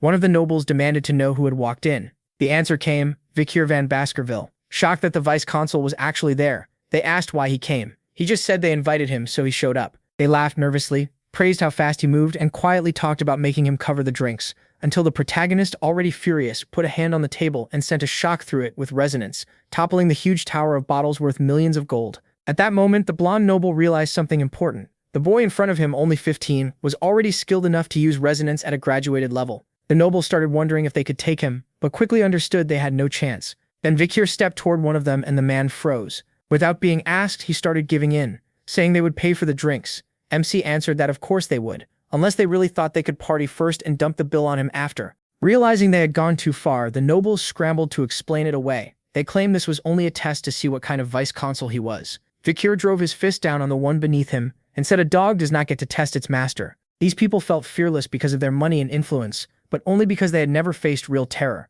He asked if they knew why the man under his foot had ended up like that, because if they didn't, they would share his fate. The blonde man forced a nervous smile and said he understood. Vikir replied that if they knew and still acted this way, then they needed an even harsher beating. Everyone shouted that he couldn't get away with this, but he was already in front of them, listing their crimes: kidnapping, illegal slave trade, and even insulting the Baskerville clan. They had done all kinds of filth in this city, and then he started beating them all. As he hit them, he said an animal can't be tamed without being taught first. Now it was time to punish these little dogs who feared nothing. Sometime later in the prison halls, Chihuahua could hardly believe what he was seeing. The blonde noble kept yelling that he'd tell his father, and that Vikir would never be forgiven. Watching him fall apart, Chihuahua asked why the protagonist beat them so badly. saying maybe he could have shown a little restraint. MC told him not to worry, he hadn't even begun yet. These leaders were supposed to stop corruption and help the region, but instead they'd become rotten and now even wanted a piece of Baskerville power. The fact that they still wanted revenge proved they had learned nothing. By sunset, Vicure planned to execute them all. And just like that, it was happening again. Old Chihuahua asked if he was serious, and he said he wouldn't stop with them. He'd kill everyone tied to them too. The prisoners instantly begged for mercy and offered money for their lives. Chihuahua asked if the native clans would really allow this. If Vicure did it, he could lose support in later talks and trigger retaliation. But the clans would have no room to complain if these men were linked to the city's criminal groups, and if proof was missing, they'd make some. Then the protagonist began reading out the charges. Kidnapping and trafficking women came first, followed by bribery, threats, extortion, robbery, and murdering officials. The blonde noble shouted that he never did any of it and would accept punishment if there was real evidence. Vicure answered that he talked like a guilty man who had already erased the proof. Then someone called out from behind MC. This was the man he had been waiting for. He was carrying a strange bag and grinning as he said he brought everything requested. Vicure thanked him. Inside the bag were all kinds of tools. The man said he'd spent over 30 years torturing people and had never seen tools like these. He told him they were common where he came from. That made the torturer joke that the vice-consul must have come from hell. Vicure just smiled and asked if he wanted to learn a few new methods. The man quickly refused, saying even he might throw up watching them being used. The protagonist answered plainly, he was a surgeon. In his past life, he had learned many things while interrogating demons. As he took off his coat, he asked where all their confidence had gone. The same confidence that said they'd never confess. With a smile, he told the prisoners not to say a word, because he wanted to draw those memories out very slowly. News spread fast. The 7 rich criminals had all been arrested together, and people everywhere were talking, saying the new vice-consul wasn't likely to let them slip away. Others thought they'd still survive because they were children of the native clans. Everyone knew the law said these crimes meant death, but almost no one believed Vicure would really carry it out. Public opinion split down the middle. This was a power fight between the new vice-consul and the native clans, and most people thought it would end fast if those clans bowed a little. So, just as expected, every native clan sent a small apology gift to the new vice-consul. The local powers chose to bend, and people assumed the arrested trash would be released after a light scolding from their parents. But that isn't what happened. That day, 7 heads were put on display in the town square, packed in salt and twisted in agony, as if they had suffered until their final breath. Above each head, the crimes they were executed for were written out. The whole city was horrified.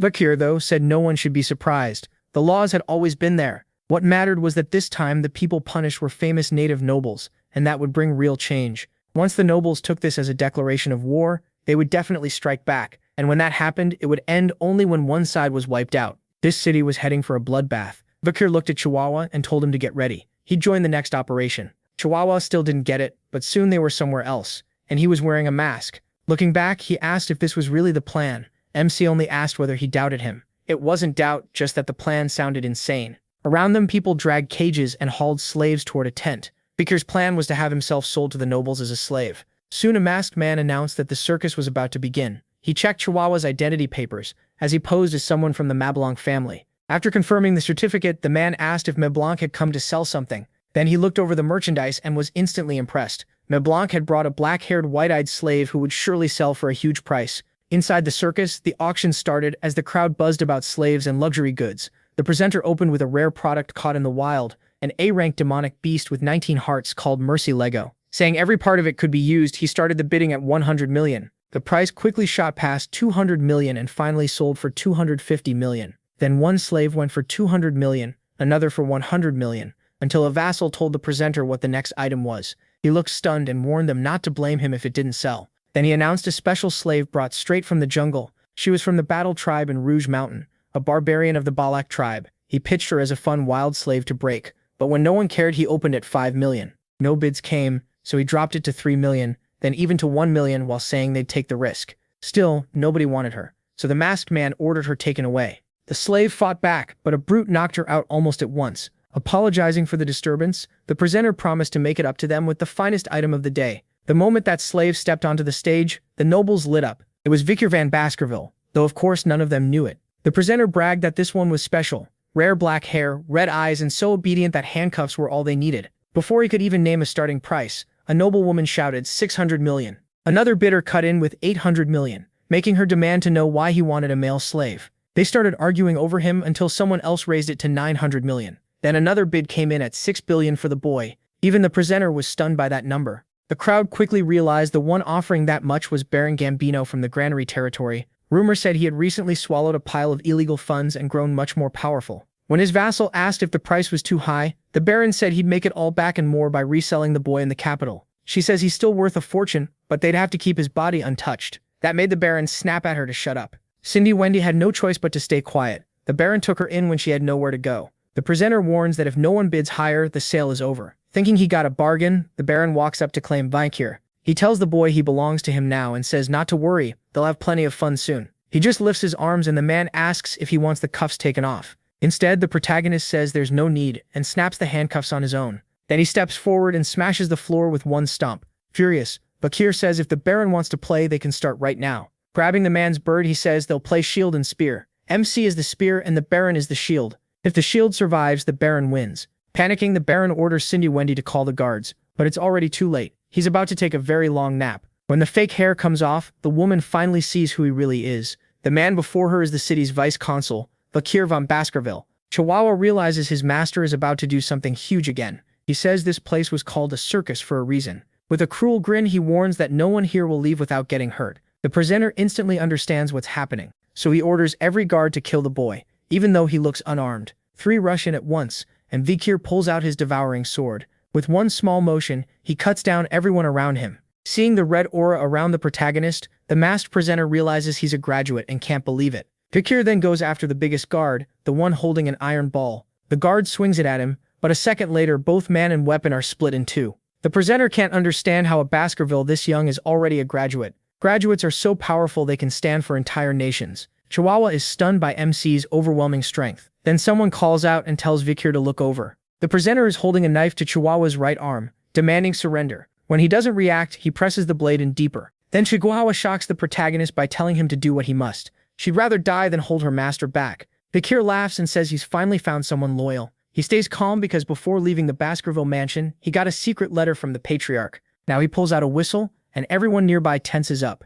MC puts it to his lips and blows as hard as he can, making the noble's ears ring. Chihuahua and the masked man watch nervously. Vikir just stands still at the center of the stage. When nothing seems to happen, the man starts laughing, saying it was only meant to scare them. But he doesn't realize a blade has already pierced his throat. It happens so fast he sees his own death before dropping to the ground. A man was standing behind him, the one who killed him. Chihuahua is badly shaken by what just happened right in front of him. One of the guards tries to strike that man from the side, but without even moving, he unleashes a brutal flurry of blows. Blood sprays everywhere, and Vikir looks pleased. More men pour in, quickly filling the whole arena. Every one of them has murderous red eyes. The auction guards pray these aren't the men they think they are. Cindy Wendy knows exactly who they are, the cruelest knights in the Empire. They're expert killers, and rumor says all 100 of them are graduate level. These are the Baskerville pit bulls, men said to be able to wreck the whole continent if ordered. Cindy realizes that once these men entered this circus, nobody here had any real chance of getting out. She thinks she'll be the next one killed, but Vikir steps in and orders them not to execute her. The pit bull backs off and bows to his master.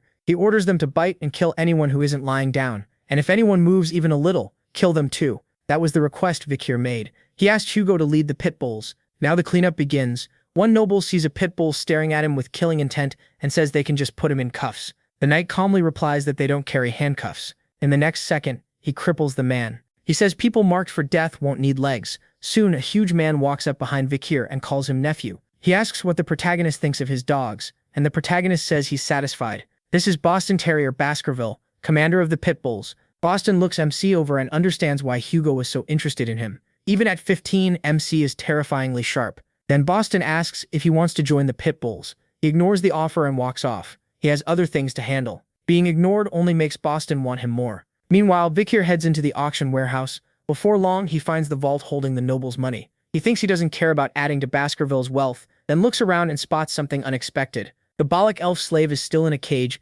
beaten badly and barely hanging on. Would Vikir save her? Of course he would, if he had the chance. He takes a potion from his belt and pours it into her mouth. The medicine works almost right away. She opens her eyes, jerks back in fear, and Vikir asks why she's so scared. Is it because she was captured? She just stares at him, not understanding, so he speaks in the Balak tongue and tells her to go. That only confuses her more, so he makes it simple. Run. He learned a little of their language from fighting the tribe in his past life. She answers with a stream of words, but he only knows the basics. Then she heads out of the room, says a few more words, and leaves. Vikir figures she was trying to thank him. After that, he finally goes for what he came here for. He wants Mercy Aligo's corpse, and he draws his legendary weapon, Beelzebub. Time to eat. By the next morning, rumors spread that the nobles and officials from the auction had been thrown in prison with body parts cut off. That same day, the city's great demonic group disappeared for good, and every VIP tied to that club was exposed. After the investigation, 7 noble families with accused relatives sent letters demanding justice from the consul. Vikir answered coldly, "Illegal slave trading means death." He got testimony from all the executed prisoners,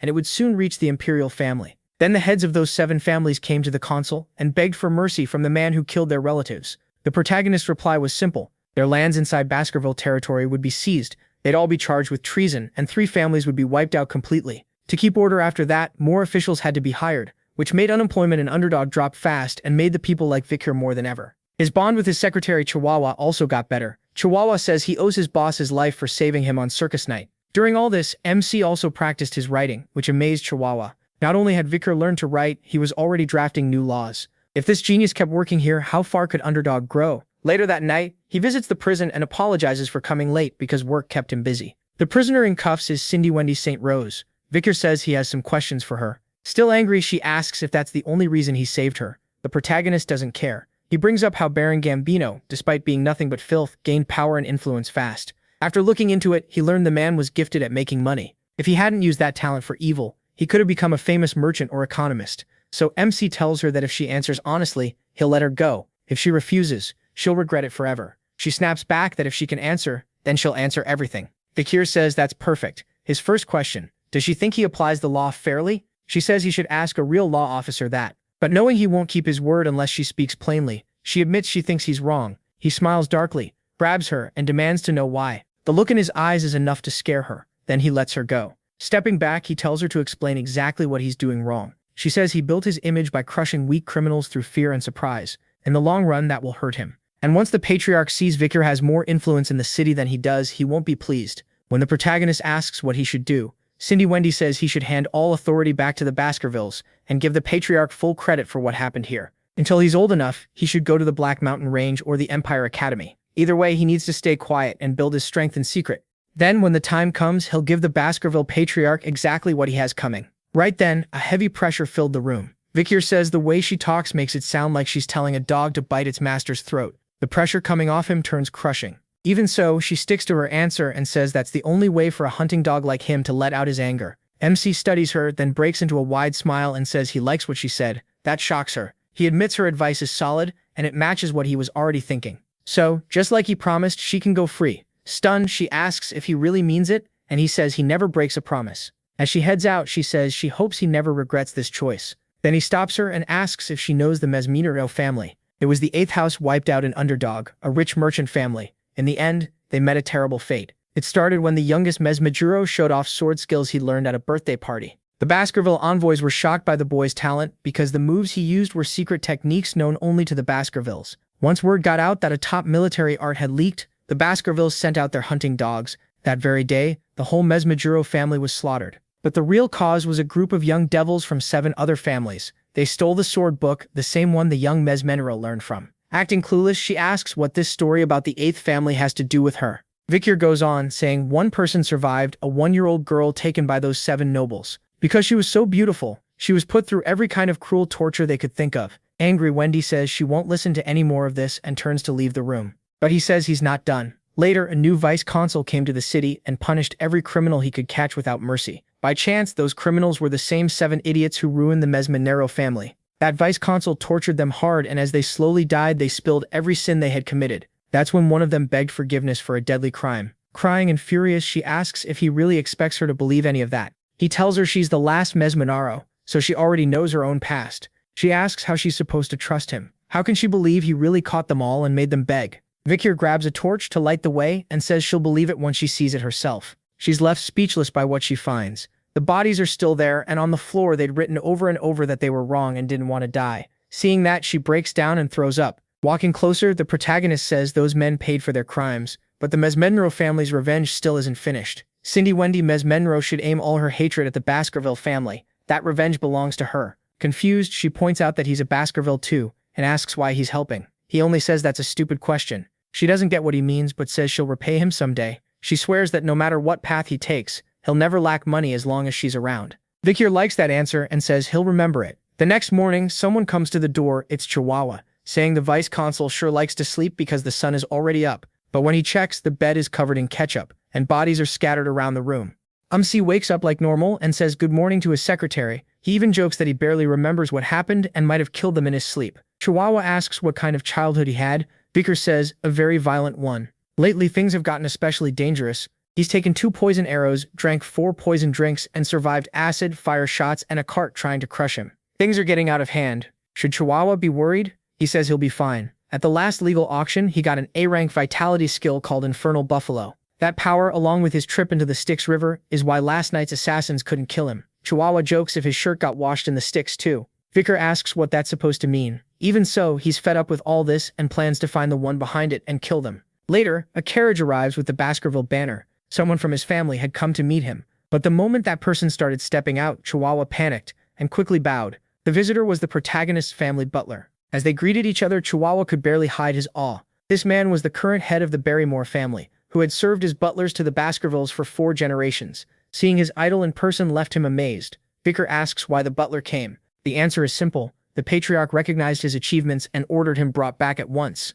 Si isn't pleased and figures Hugo must be happy about this. Now we're in Hugo's office. He's looking over reports showing that the people of Underdog now favor Vicar. He's also been named the most trusted by merchants and the most loved by farmers, children, and scholars, and also the person assassins most want dead. Hugo says this proves the Baskervilles aren't just smart people who are bad with swords. Then he praises his son's work. He thanks him, though he finds Hugo's smile strange. The patriarch says that if there are punishments, there must also be rewards. Then he asks how Vicar would feel about entering the academy this year. That catches the protagonist off guard, since it's exactly the reward he wanted. It's where the kingdom's elites gather, the top academy called Colosseum. Since most students are children of nobles and aristocrats, security is tight and it works like a boarding school. In other words, he'll have plenty of time to grow stronger away from Hugo. The patriarch says he'd like to send a few more people too, but no one comes to mind besides Si. So he asks if there's anyone Si wants to bring. He says the siblings he's closest to are the triplets. Of course, he really wants to use them as punching bags. But Hugo refuses to send all 3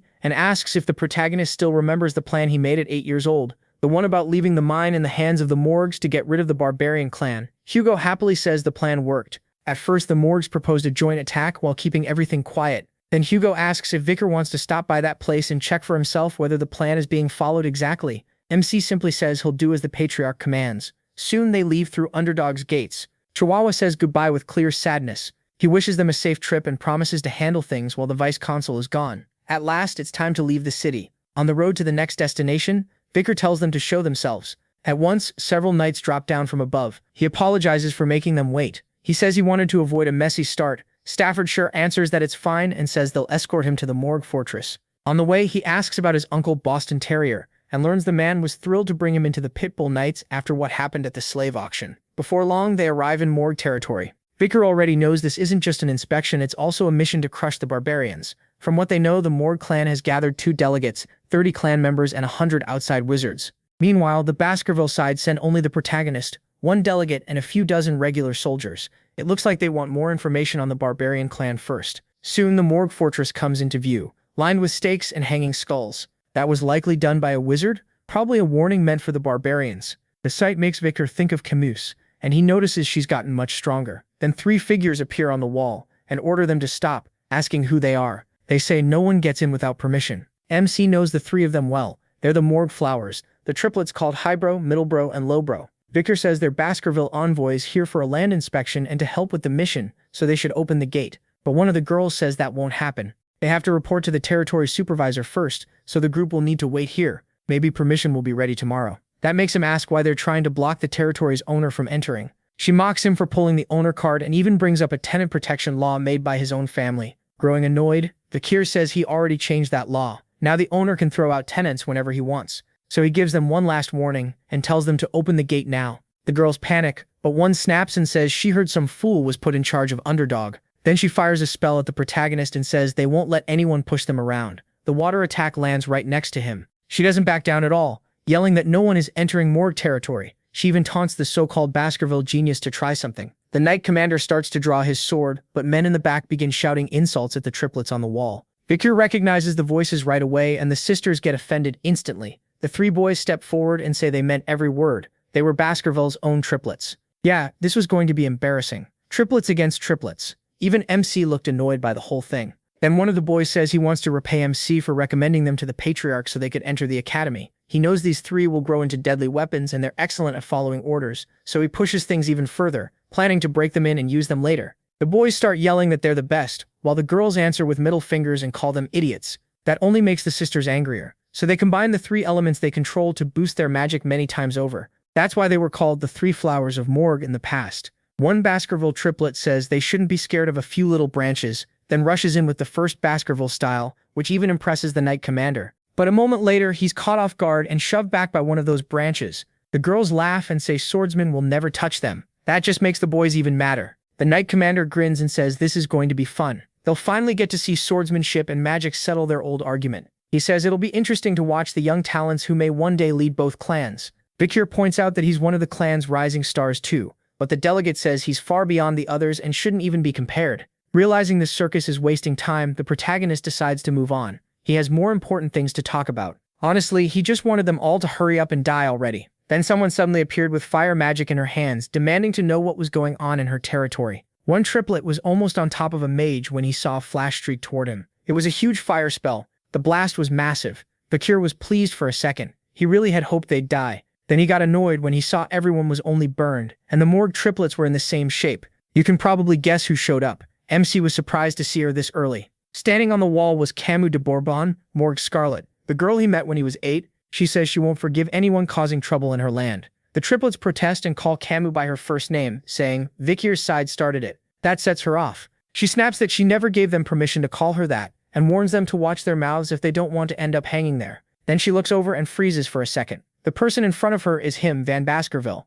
Her whole attitude changes, and she says it's been over 7 years since they last met. The protagonist agrees it's been a long time. In his head, though, he notices she's grown up a lot, so this was the woman people would one day say charmed all the men in high society, Camus de Bourbon Morgue Scarlet. In his past life, men chased her and scandals followed her everywhere. Strange that he hasn't heard any of that this time, but he doesn't care much. He just asks her to open the gate. Since the triplets refuse to cooperate, Camus gets angry, saying after all these years that's the first thing he says. Vikir asks if he was supposed to say something else, which only makes her madder. The Knight Commander thinks the triplet fight is over, and now it's time for a clash between the top stars of both families. Cameras points at MC and declares his score is 0. Then she complains about his attitude and asks how he can act like that in front of his future wife.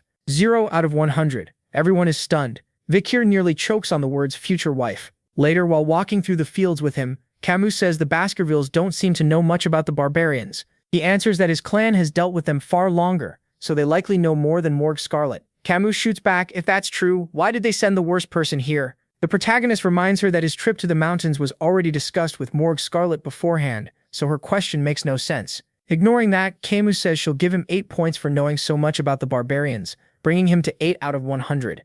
MC asks why it's so low when his answer was perfect. She says she hates smart men. In her opinion, men should be a little dumber. Then she gives him 6 points for horseback riding and asks why his horse is taller than hers, maybe because he's shorter. She hands out 4 points for fashion, saying his clothes are boring, and only 1 point for manners because he doesn't answer her properly. Vikir is this close to punching her and says she'd need about 5 more points just to fill the dent. Blushing, she suddenly gives his face 99 points, saying he's grown up a lot, then takes off 1 because he can't control his expressions. He tells her to stop with the pointless scoring, but Camus says it isn't pointless. Her husband has to meet strict standards. He asks why he would ever be her future husband. Furious again, she says it's because he passed her uncle's test. That memory only makes her more upset since her uncle turned it into a promise for a future marriage instead of one right then. Vikir tells her to forget that day and act like it never happened. Camus blushes, then suddenly throws a piece of clothing at his face hard enough to leave a mark, saying she'll never forget what happened between them. The protagonist asks what she just threw, then realizes it's the jacket he lent her back then.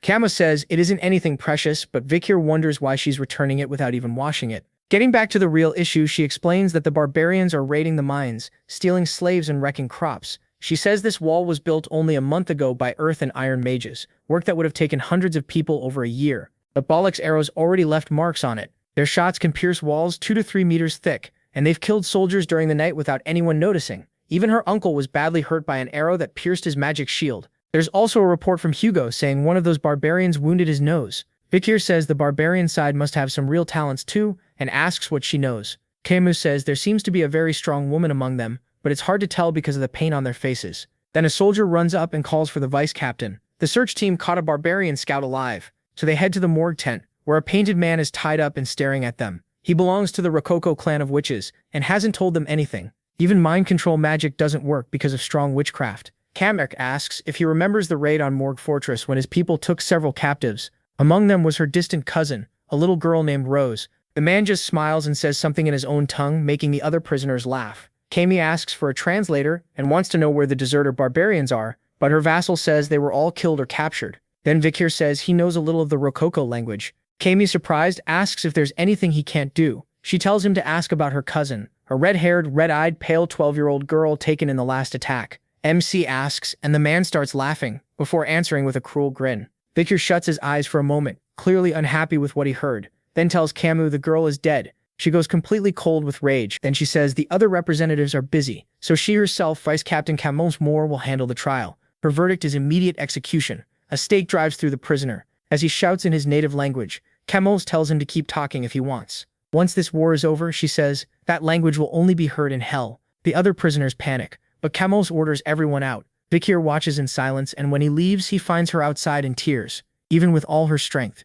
she's still only 15, so he tries to comfort her. Rose had been a gentle, kind girl, nothing like the rest of the morgues. He tries again, saying at least she may have died in peace. Camus asks if he thinks she's stupid. She doesn't speak the language, but she can understand it by ear. Camus asks if she heard him right, if his last words were really what she thought. The prisoner had said he did horrible things to the girl before she died. That made Camus break down even harder. She'd been holding it in, but now she fell apart, apologizing over and over for failing to protect her cousin. The protagonist thought about comforting her, then stopped. Maybe he didn't know how, or maybe he chose not to step in. A while later, Camus said they had to get revenge fast. The protagonist reached out and told her she was right. That made her blush for a second. Just as she was about to take his hand, a loud bell rang, the signal for a barbarian raid. Their chance for revenge came sooner than expected. On a hill near the fortress, a barbarian rider sat on a giant wolf with a bow ready. She took careful aim, then she fired at 2 guards on the wall. By the time they noticed, it was too late. The arrow tore through everything in front of it. After the shot, the archer shouted orders in her own language. That was the start of the assault on the Morgue Scarlet clan. The attackers quickly seized several people. They rushed in on wolves at full speed. Vikir wondered if he'd moved too far ahead on his own when a lasso flew at him. In an instant, the Baloch tribe had caught him. He barely reacted. The women were thrilled, saying they had finally found a man. Maybe this one would make a fine husband. From that, MC figured out the tribe kidnaps husbands and wives to breed stronger bloodlines. So with one motion, he sent the women flying. He added that he couldn't be their husband anyway. He was already promised to someone else. The tribe's men immediately raised their bows. Vikir kept walking straight toward them. He remembered Hugo telling him not to fight until the main force arrived, but there was no time to wait. He batted aside the rain of arrows with ease. Even the Baloch were shocked. Then Camus arrived and blasted the area with a fireball, demanding to know why everyone was still standing around instead of killing them. The warriors screamed in agony. Camus showed no mercy. She wanted their whole clan wiped out. Then she glanced at Vikir and asked if he was using liquid aura. She'd thought he was just a graduate, but now he seemed like the only man worth respecting. He answered that the patriarch ordered him not to fight unless the main force was present. Camus made it clear that order didn't matter to her. As flames spread everywhere, she declared she'd handle this herself. Vikir noticed how much stronger she'd become. She was using quadruple channeling. Burning with rage, Camus swore she'd avenge her little sister. Then one of the warriors fired a dart at her. It struck her cleanly in the neck. The attacker was riding a white wolf. Camus collapsed right away, unable to move, most likely hit with paralysis poison. The warrior instantly threw a rope to capture her. Vikir jumped in front of it. He wanted to retreat, but Camus was focused on saving the land, rescuing the captives, and getting revenge for her sister. While he was in the middle of warning her again, he caught an arrow coming from behind and dodged it at the last second. The shooter stood on top of a tent, probably the strong woman Camus had mentioned earlier. Then Camus was taken. She yelled for Vikir, and he remembered that in his past life she had been kidnapped by the barbarians when she was still young. Not long after that, she wiped out the whole tribe and came back as the Crimson Black Queen. As he thought about what to do, that woman was suddenly right beside him, ready to strike. He dodged again. This time he saw she was attacking with her bow itself. A kick followed and slammed into his stomach, sending him flying. At that point, he knew he had to get serious. Then she surprised him by saying she'd told him they would meet again. With a cruel smile, she made him realize who she was. The same girl he had saved at the slave auction. He could only say she was returning kindness with betrayal. She brushed that off and said this was revenge. She didn't care about him. Jumping onto her wolf, she told him that if he wanted his girl back, he should come after them. Vikir wondered if he should reveal his real power when someone suddenly shouted for Camus. It was Adolphe Morgue Scarlet, rushing in after hearing about the ambush. He cast an earth spell at once and ordered them to release his niece. But the wolves kept running. dodging the magic with ease and quickly pulling away. That only made Adolf angrier. Then a vassal reported that the kidnappers had fled into the unexplored part of Mount Rouge. Adolf knew how dangerous that place was, and at night it would be nearly impossible to chase them. Then a voice behind him said they still could. It was Vikir, saying he'd entered the unexplored area before when he was younger. That was really knowledge from his past life. Shocked, Adolf asked if he was serious. One of the vassals warned that going into Mount Rouge at night was suicide. Adolf answered that anyone who wanted to quit could do so. He wouldn't force them. Deep down, he already knew this boy was different, and now he had no choice but to trust him, so he begged Vikir to save his niece. By nightfall, they were in Baskerville territory, inside the deep forest of Mount La Rouge Ut Le Noir. This place was full of monsters and traps, bone-sucking mosquitoes, poison vines, silent spiders, and countless other dangers. Most people wouldn't last an hour there, which is why it was called the soul-devouring forest. But Vikir wasn't most people. Adolf asked the Knight Commander if every young Baskerville was like this boy. The answer was simple, not even close. He was exceptional, even by Baskerville standards. He moved through the deadly forest like it was nothing. Everyone already knew his sword skills were incredible, but his stealth and sense of direction were just as scary. Then he suddenly stopped and told everyone to wait. The Baloch tribe hadn't gone far. He explained that hunters scatter dry leaves to hear intruders coming, so they had to move carefully from here on. Adolf cast a silent spell on Vikir so his footsteps wouldn't make a sound. He also warned that from this point on the protagonist would be going alone. Adolf said he'd never forget this favor. Around a campfire, the tribe talked while Camrys shouted that she'd burn them all when she got free. No one cared. They were more interested in the boy they almost captured, and Camrys finally stopped yelling when she realized they were just chatting about hunting husbands and wives. As she sat there thinking, one warrior came over and bragged that all the men would envy him for catching such a fine woman. He couldn't understand her words, but her defiance was obvious, so he said he'd have to train this arrogant slave. Then the female warrior from before stepped in and ordered him to let go of her slave. He argued that he had captured Camus, but she shut him down. If she hadn't stopped that sword boy, he would already be dead. In other words, Camus belonged to her now. The man protested that she was a woman and shouldn't take a slave for herself, but she didn't care. He pointed out that she was being stubborn just because she was the captain. She snapped back that if he didn't like it, he could challenge her and she'd crush him. That threat made him shake. He quickly backed down and said he wouldn't challenge her. So the argument ended right there. The woman looked Camus over and said she had a fine face and strong body. She guessed Camus had an excellent bloodline and was probably the next morgue leader. Then she stepped on her shoulder and said the morgues had once captured and sold her as a slave too. At least, she said, someone had shown her kindness, and she managed to escape that slave fate. But she had no plan to return that kindness. Instead, she'd slowly carve her will into Camus's very bones and tame even her soul, until her whole life was about serving her. Then an explosion went off behind the woman. She turned in alarm, not understanding what happened. A moment later, guards shouted that they were under attack. A mage was setting the whole camp ablaze, and Camus knew that voice at once. It was her uncle, calling for his niece and hungry for revenge. The battle had already started, but Vikir noticed something odd. The Baloch hunters, usually so coordinated, were totally disorganized. They looked lost, and some even cursed the morgues for charging in and throwing everything into chaos in the middle of the night. Seeing them break, Adolf sent soldiers to chase them down. Camus was pleased for a moment until she heard someone behind her. She turned, and Vikir told her to stay quiet while cutting her ropes. Camus asked if he'd come to save her, but he only asked if she didn't understand the signal to keep silent. Then someone appeared and said she knew the sword boy would come. She described him as a boy with a powerful body, able to cover huge distances fast, and a mind strong enough to break through darkness, a pure youth willing to risk everything to save his woman. Laughing, she said he didn't need to ask about the past and could go on. Vikir was left confused by everything she said. Camus, meanwhile, locked into a mental clash with the girl, but none of it made sense because MC had no memory of her in his past life. Could this be the Night Fox, the archer who injured Hugo's nose? While he was thinking that over, a dart suddenly flew at them. He instantly used Beelzebub to shield Camus de Bourbon. The attacker was stunned, wondering how he saw it coming. Vikir grabbed Camus and said he'd take her to her uncle. She agreed, and they ran from the area as fast as they could. The archer started to grasp what was happening, but she still couldn't let the future head of the Morgue Scarlet clan get away. So she drew her bow with all her strength again, and fired a massive shot straight at Camus de Bourbon. But right then, the whole forest froze. The arrow stopped just in time.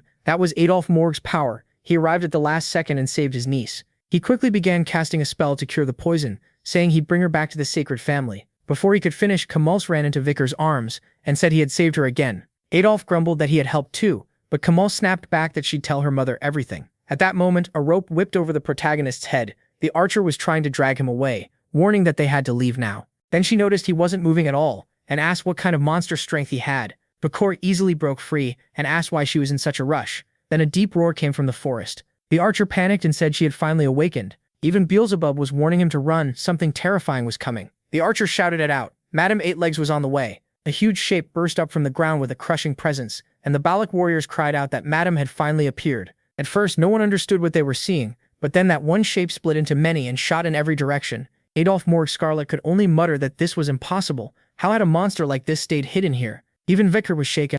If his memories were right, the creature before them was an S-rank calamity. Madam Eight Legs, a disaster strong enough to wipe out a whole continent. Kamals was about to scream, but Vicar cut her off. He warned that even if it couldn't see, its hearing and sense of touch were incredibly sharp. He remembered many incidents on Mount Rouge, and a local had told him about a legendary creature there called Madam Eight Legs. After repeated reports, the Empire finally added her to the monster catalog. She was marked S-rank, an extinction-level monster that could destroy a nation alone. Right then, acid rained down at them. One Balak warrior screamed when some of it hit his hair, burning it off. The archer got angry and told him to stop making noise in front of Madam. Because of that sound, the monster had already turned toward them. She immediately ordered a retreat. The Morg Scarlet side also fell back. The Balaks scattered while the Morg Scarlet and Baskervilles fled in one big group, and that made them the easier target. One mage claimed bugs were weak to fire and told them to leave it to him. He launched a spell that struck the spider cleanly, and for a second the boy beside him thought it worked. Then in an instant the mage vanished. One of Madam's legs had pierced him. The boy barely saw it happen, and by then he knew it was over. He'd be Madam's next meal. Adolf, desperate, demanded to know what kind of monster this was.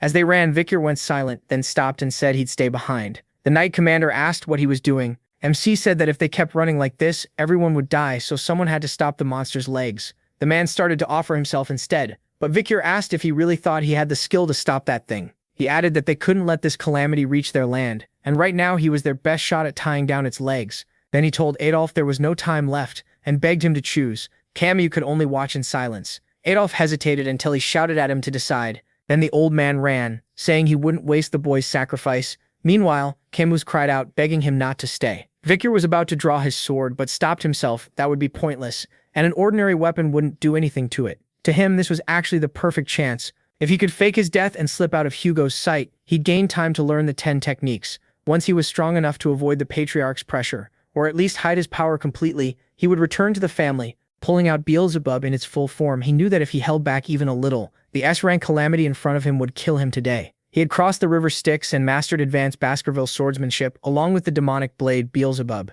So he went all in and charged at full speed toward the monster. He leaped as high as he could, rising above Madam herself. She sensed the threat, and Vicar gathered all his aura into one strike, enough to tear the air around him. Then he unleashed the 5th Baskerville Fang. The blow was so massive that a bright light burst through the forest. A moment later, it exploded, and the sound carried for miles. Camuse de Bourbon couldn't believe it. She broke down crying for him. That was the day history would remember. The day a boy not even grown yet became a hero. Then memories rushed into Vicar's mind. He remembered that terrible day when he was betrayed. He saw it all again. Hugo standing before him with the whole family ready to execute him. There was no mercy in his eyes, and his intent was obvious. With a single hand signal, the order was given. Vicar's world spun, and when it finally stopped, the last thing he saw was his father and the people he once cared about turning their backs on him. In his mind, he screamed for help, but no one answered. When he opened his eyes again in the present, he was staring at a strange ceiling. A rope hung around his neck, his whole body hurt, and he had no idea where he was. Still, even if he didn't know how many days had passed, he knew one thing. He survived the fight with the giant spider. Everything after that had been chaos, and he could only hope she hadn't lived either. Checking himself, he found his body still whole, though the blast had left him sore all over. When he grabbed the rope around his neck, he realized it had caused the stiffness and probably saved his life too. That meant things likely went as planned, and the family should now believe he was dead. At last, Vicar stepped out of the cabin and found himself in a barbarian village. He quickly realized it was Balak territory, and that they had taken him prisoner. As he thought about being inside the Baskervilles' natural enemy camp, he noticed a line of tied-up men coming his way. A woman yelled at them to move faster or she'd feed them to the wolves. Vicar recognized them as Morg Scarlet soldiers and wondered why he wasn't with them. Just then a man walked up and asked if he could speak their language. The protagonist recognized him right away, the same guy who had thrown darts at him earlier. The barbarian said it was good he was awake, then coldly asked how it felt to watch his comrades die while he could do nothing in his broken state. He added that if Vicar weren't the captain's little dog, he'd already be dead. Hearing that phrase, MC was hit with memories of Hugo keeping him like a dog that existed only to serve. Something in his face changed so sharply that the barbarian froze. Feeling that rage, the man punched him and cursed at him. As he walked off, he told the protagonist to stop lying there and go to his master at the end of the rope. Still on the ground, Vicar silently memorized his face. Once he recovered, he'd make him pay. Later, he followed the rope through the forest. It was so long he couldn't even see where it ended, and he wondered if a master was really waiting there. Then the rope suddenly pulled tight, making him stop and look ahead. There he found a barbarian woman bathing, and the rope seemed to lead straight to her. She looked at MC and he stared back. With a small smile, she told him to get down. In the next instant, he was yanked hard to the ground. An arrow shot past where he had been and buried itself in a tree behind him. The woman shouted at the children asking why they were practicing archery there. Then she turned to Vikir and thanked him for saving her from becoming a slave that day. She said she'd already paid him back twice, and even got revenge for him. That's when he realized she was the one who had saved him from Madame Eight Legs, though he still wondered about the rope. She looked him over and said he seemed to come from a good family, which only confused him more. Then she added that she was curious how much they'd pay to get him back. That scares Vikir. If they try to bargain with the Baskerville family, his whole plan to get away from Hugo will fall apart. Then she suddenly smiles and asks if he got his hopes up. Too bad for him. She has no plan to let him go now that he belongs to her. As she cuts part of the rope from his neck, Vikir finally relaxes a little. The wild girl then says from now on he should call her master. She likes the fire in his eyes, but wonders if he can also wear the look of an obedient dog. Still, this isn't the time for that. They need to head somewhere first. When the protagonist asks where, she's surprised he still hasn't figured it out. If you step onto someone else's land, she says, it's normal to greet the patriarch, so she's taking him to the ruler of this land, the chief of the Balak tribe. As they walk through the village, his new master gives him a quick rundown of how they live. If there aren't enough beds, they make do, and when food runs low, they steal from rich humans. They show no mercy to outsiders, but they protect their own. Vikir notes their way of life is pretty simple. A moment later, she says they've arrived, and this is the chief's house. The young woman steps inside, calls the leader mother, and says she's back. The muscular woman rises and welcomes her. Then she teases that this must be the high-class man her daughter kept talking about, which embarrasses her. That makes Vikir realize she's the chief's daughter. He also figures out who this woman really is, the Night Fox, the Balak warrior who scarred Hugo's nose and stopped his family from crossing Black Mountain. MC can't help wondering what would have happened if he had fought her before returning in time. In a direct fight, he'd have had no chance to live, and no chance to kill her either. Even running away would have given him only about a 20% shot. The chief studies his face and says he looks familiar, making Vikir worry she recognized his family. But she just shrugs and says all noble men look alike. Then she asks her daughter why she brought him. If he doesn't seem worth much, her daughter argues he could be useful with training, especially since he risked his life against 8 legs. The chief barely cares as long as his important parts still work. That's enough for her. Flustered, the young woman says he'll only be her personal slave. Her mother points out that's not how she was talking about him before. Still, whatever her daughter decides, she'll support it. At that moment, Vikir touches the wood in the middle of the cabin. A few hours later, they're out in the forest. There, he says he has a question. He asks her name, catching her off guard. She expected something about being a slave. With a slight blush, she answers that it's An. Vikir asks what he should do now, and An snaps that he's a slave and should call her master. Even so, she lets it slide and gives him his first order. He needs to build his own house if he's staying here. She has another reason too. An doubts someone raised like him can build anything, so this will teach him his place and make him rely on her. The protagonist just smiles to himself. Building a house actually sounds fun. Before long, An is completely stunned because his cabin is already finished. She can't believe it. She thought he wouldn't know the first thing about surviving, and everything she brought to help turns out useless. Vikir says it's been a long time. In his past life, he learned a sword wasn't enough to stay alive, so he picked up survival skills too. Looking over the cabin, Ian notices he even made a drainage space for rainwater. Then MC points out that the chief's tent looks shaky. If it rains, water could flood in and weaken it. So he asks if he can use limestone to strengthen the house. A little later, he's mixing limestone while An watches. Soon he fires the mud and makes bricks. Then he heads to the chief's house, and An explains what he's doing. The muscular chief looks impressed when Vikir builds a brick support around the central wooden post. She says the house stayed weak no matter what she tried, and she never realized the wooden pillars were the issue. Thanking him, she says her daughter caught a very useful man and hopes he'll keep helping the Balak tribe with repairs. Later, the protagonist is washing clothes by the river when Ian calls out to him. She asks if slave work is too hard, then wonders what he'd think about joining the tribe. Vikir admits life as a slave here isn't that bad, and thinks he's had more peace in this place than he ever did at home. Ian says there are things he can't have as a slave, and living alone must make both work and survival harder. If he stays with her, he won't have to worry so much, and can adjust to this place more easily. But out of everything she says, one part stands out most to him. They'd remove his collar, so he asks what he has to do. Smiling, Ian says it's simple. He just needs to go on a big hunt and offer it to the tribe. Lately, the warriors haven't been bringing back enough food, and she's worried the children won't grow up strong. If he brings back meat, he can even earn cotton clothes. Patting his back, she adds that hunting with her will make it easier. He only has to support her from behind. Vikir tries not to show the pain from that pat while Ian tells him he should be thankful to belong to her. So he finally gives in and agrees to hunt with her. That puts a big smile on Ian's face, and her cheeks turn red. On the way back to the village, she asks about going tomorrow.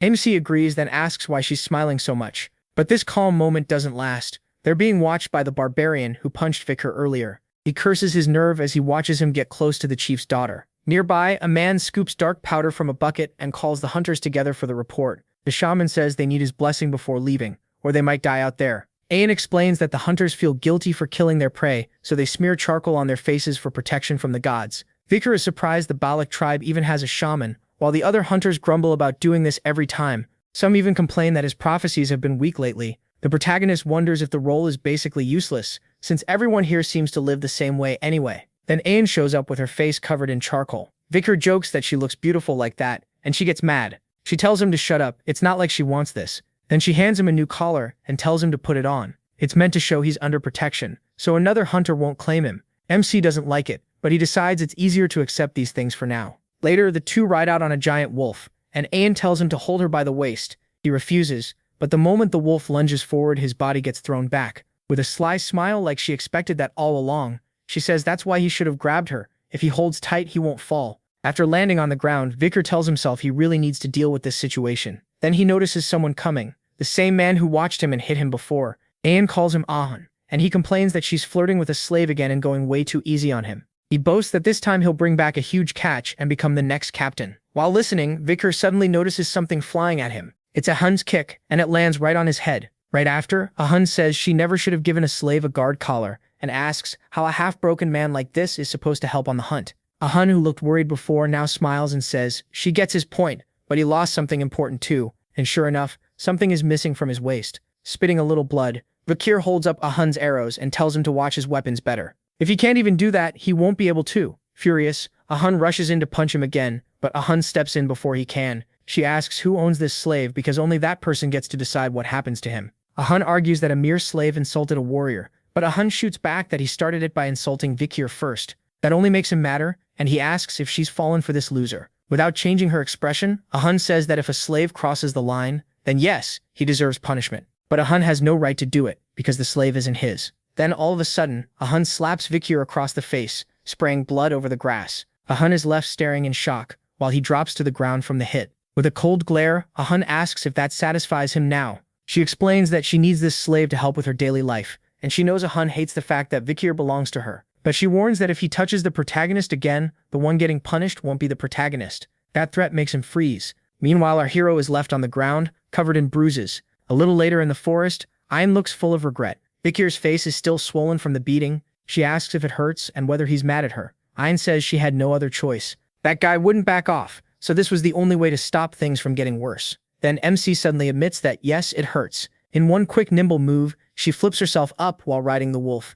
and leans close to his face, asking how bad it is and whether the wound is serious. Vicar van Baskerville tells her it's not that bad. Then, just before saying a hit like that won't kill him, Ayan kisses him on the mouth. After that unexpected moment, she pulls back, embarrassed, and wipes her mouth. He just stares, completely lost. He wonders if this is how barbarians treat wounds, then thinks it's actually pretty risky since it could infect an open cut. Ayan asks what he wants, saying she'll give him anything she can. That makes him ask if she really means anything. Vicar van Baskerville pauses to think. Ayan goes stiff, wondering what he's about to ask for. She's clearly expecting something very different. But instead, the protagonist Van Baskerville asks her to teach him archery. Totally let down, she says. The special lessons start tomorrow, so no. The next day, arrows start flying into a tree, while Ayan says her slave has no talent for the bow. In truth, she's mostly using the lesson as an excuse to touch him a little. She explains that this is how children training to be warriors start out. Since he can't handle a sword in his current shape, he should at least learn the bow. Just then, the white wolf shows up and grabs her attention. Ayan asks if it found what she sent it to look for.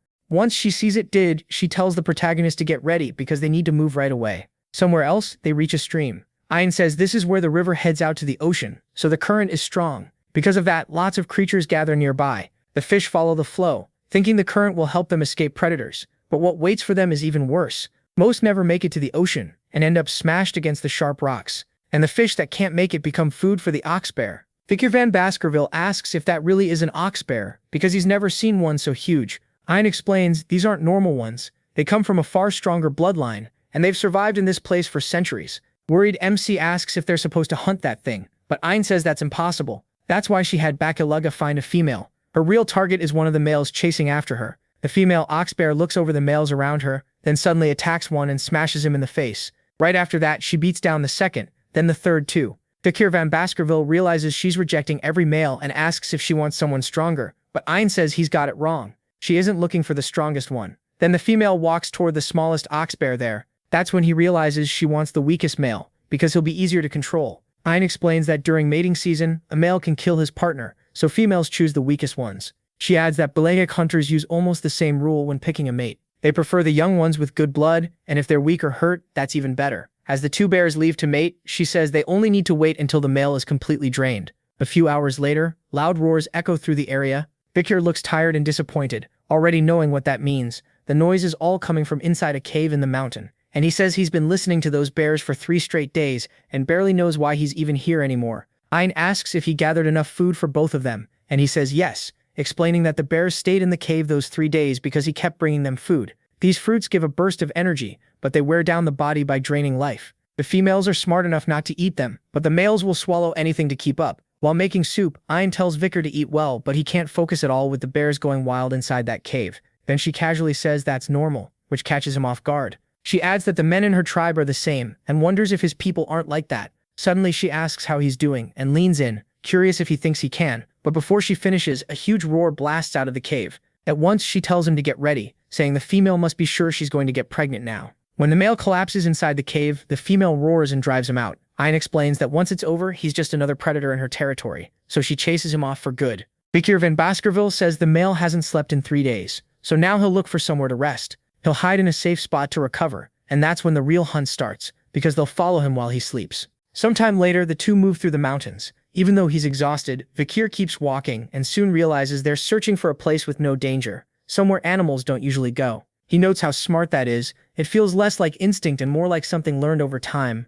The cold up there bites hard, and the protagonist feels it even more, since he has almost nothing on. Noticing that, Ein says he can stay closer if he needs warmth. She points out that if he gets too cold, the pain will get worse, and he won't hunt well. Vikir van Baskerville admits that's a solid reason, though he's still surprised she offered, so he wraps his arms around her from behind, and she's clearly happy about it. She tries to tell herself she's only looking after her slave's health, and that this is just a master doing her duty. Then the wolf suddenly stops after sensing something. It growls, and Ein spots the ox bear's tracks on the ground. The problem is the tracks suddenly end. The second she understands the beast noticed it was being followed, she scans the area for it, but she's already too late, and when she turns, the ox bear is right in front of her, ready to strike. Then the story cuts back to the Balak village, where everyone is celebrating after catching a wild boar. One hunter says a beast that size can feed the whole village, while others complain they only got 3 rabbits. The one who brought in the boar is Ahun, and he's already picturing himself becoming the next captain. Others say that no matter how strong Captain Ein is, hunting alone has its limits.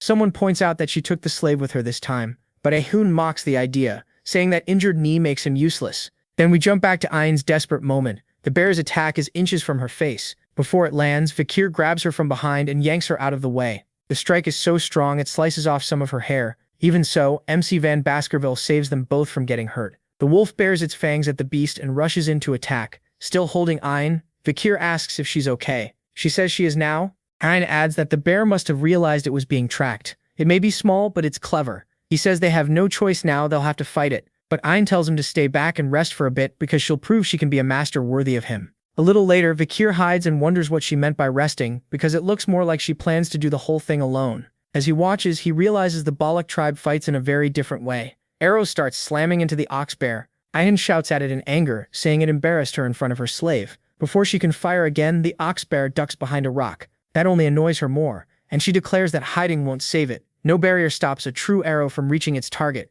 She shoots straight at the rock. The arrow hits the stone and bounces away, but that was only the setup. A glowing strike follows and pierces the ox bear's body, making it scream as blood spills from its mouth. Vikir is stunned. Even with the beast behind a rock, her aura passed through the stone and hit it. This isn't ordinary archery. It's the skill of someone built to hunt and finish prey. When it comes to talent, this girl might even surpass Camus. Morgue Scarlet. As blood drips from the ox bear, it looks nearly spent, but still forces itself to charge at the girl, who keeps firing without pause. Even with one eye pierced, the beast refuses to stop. Ein says every arrow she fires carries her truth, and that her shot can pass through walls to reach its prey. Then she readies the final arrow to end it, and the bear clearly senses the danger. With a sudden move, it barely dodges. The shot only snaps off one of its horns, leaving Ein shocked. As the bear keeps attacking her and the wolf, Ein gets slammed down and tumbles across the ground, finally stopping a short distance away, covered in bruises. Even so, she doesn't lose her resolve. She remembers her mother saying that when a beast is close to death, its senses get even sharper.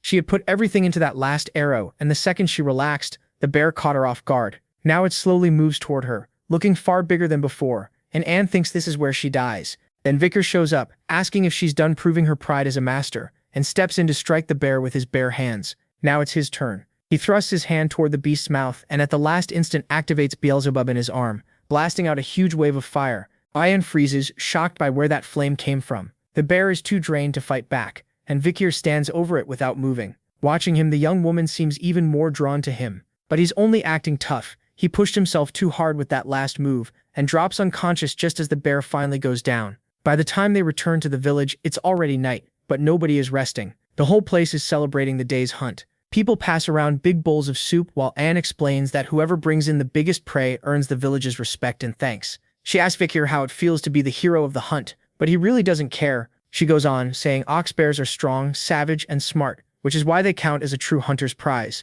Taking one down is nothing like chasing a boar. Then she turns to a hunter nearby and questions if that's really true, clearly bothering him. He passes the protagonist a bowl of soup, and MC asks why his portion is so small. The man says it's because he's already gained everyone's respect. That's their banquet custom. The one who contributed the most gets the least food and the most honor. Vikir isn't impressed, and wonders if meat wouldn't be better than a little honor. Still, his real reward isn't the meal. After killing the ox bear, he stole its skill. When he holds his breath, he can raise his weight to 600 kilograms. And that isn't all. After Beelzebub devoured the monster, his body was almost fully healed. Then Ayan Soul calls out to him and hands him another bowl, saying this should be enough, and that she took it from the shaman using her authority as a hunter. Vikir says he's already full, but she keeps insisting he has to eat it. According to her, if your eyes are bad, you eat the prey's eyes, and if your heart is weak, you need to eat the right part too. The other women tease that she's the only one worrying so much about him, and her motives are pretty clear. He takes a bite and says it's really chewy, clearly not enjoying it. The one who's happiest, though, is Ayin. She tells him that now he'll be able to do his job.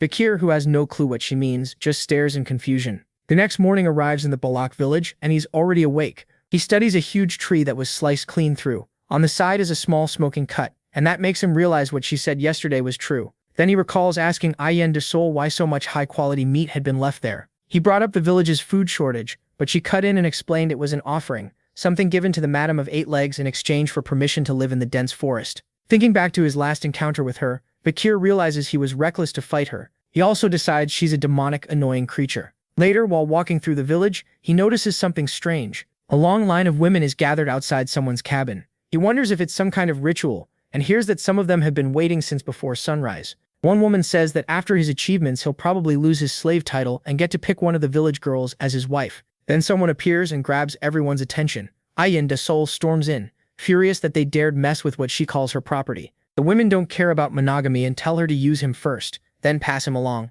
Ayin refuses. She wants Vikir to herself and has no plans to share. With a dangerous glare, she warns that she'll deal with anyone who tries. After they back off, she mutters that they were like snakes trying to steal from her. She adds that since she gave him that dish yesterday, she expects him to do his job as a man. But then she turns and notices Vikir has been watching the whole time. He stares back seriously, wondering what exactly she fed him last night. Ayen de Sol tells him her mother called the elders together last night, and thanks to his honorable hunt, he can ask for anything. She already thinks she knows what he'll request when he meets the village chief. A little later, they head to the leader's tent. The elders sit on one side and the tribe's top hunters on the other. In the center, Vikir kneels before the village chief. The powerful woman watches him from her seat. She says she heard he was the one who brought down the ox bear, and thanks to that, she gets to enjoy excellent meat. She thanks him for his work and notes that his body seems to have recovered well. Vikir politely agrees, though inwardly he feels this situation is familiar and still interesting. This Fox Knight, the genius archer who made the Empire fear a tribe of only 300 people, carries real weight, yet she speaks with warmth. She says it's time to reward him for the hunt,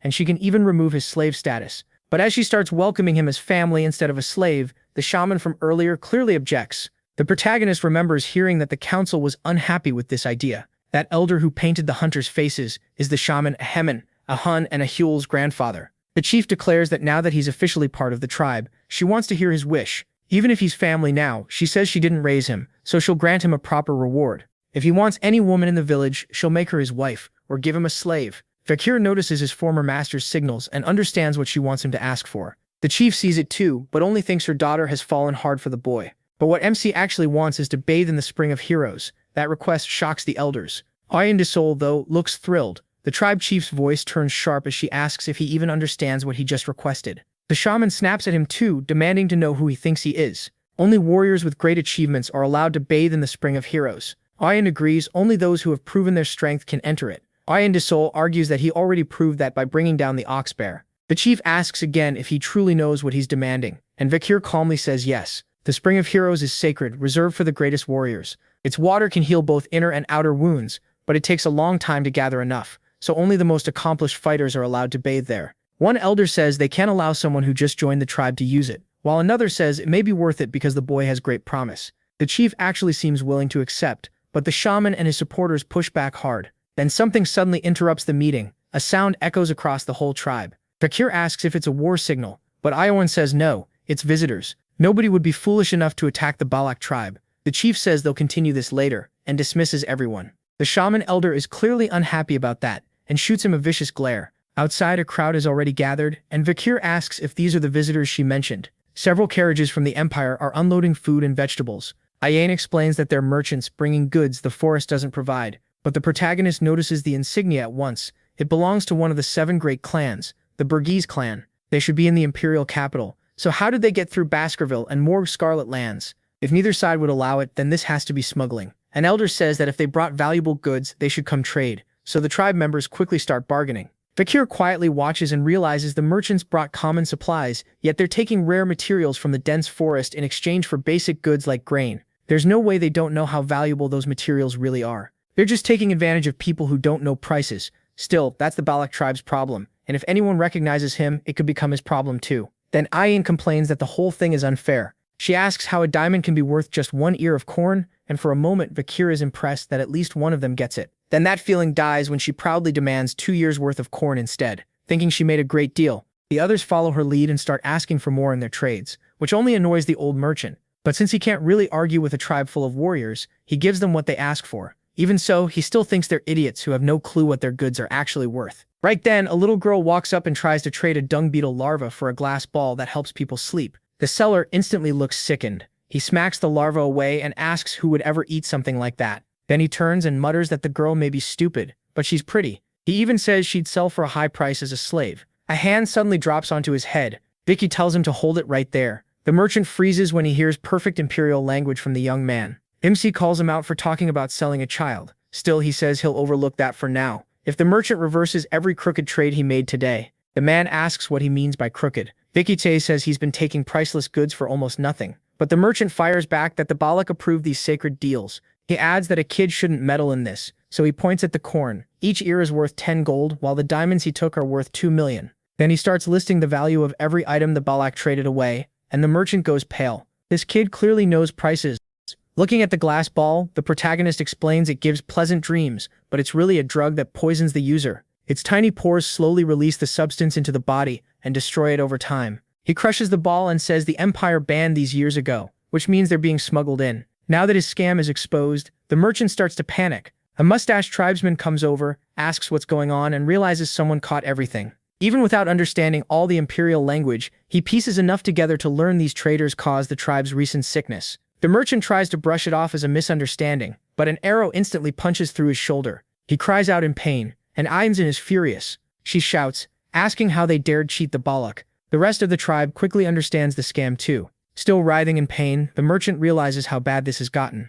He orders his men to leave everything and get out at once. Bakir asks why Ayan let them leave, warning that merchants like these won't forget losing money. Ayan says she never planned to let them live. When you wound a beast that runs with a pack, it always goes back to its den. Sure enough, the merchants soon meet with mercenaries and tell them to get ready for battle. By night, a bird circles above and lands on Aegean's arm. Still angry that they messed with her tribe, she says the only fitting punishment is total destruction. Meanwhile, the mercenaries move through the forest. Their leader tells the shady merchant he warned him not to trust barbarians, saying they should have just been sold like tools. The smuggler notices it's the man's first time in the forest, and warns him beating the Balak won't be easy. That just confuses the eye-patch mercenary who asks why he hired them if he's that scared. He reminds him the protection fee is already in the payment, but the loot belongs only to the mercenaries. That greed unsettles the merchant, so he tells them to do whatever they want, while the eye-patch leader works out the attack. Beside him, 2 mercenaries bicker, with one telling the other to keep the match lit. The nervous one says lighting 2 cigarettes from one flame is bad luck in battle,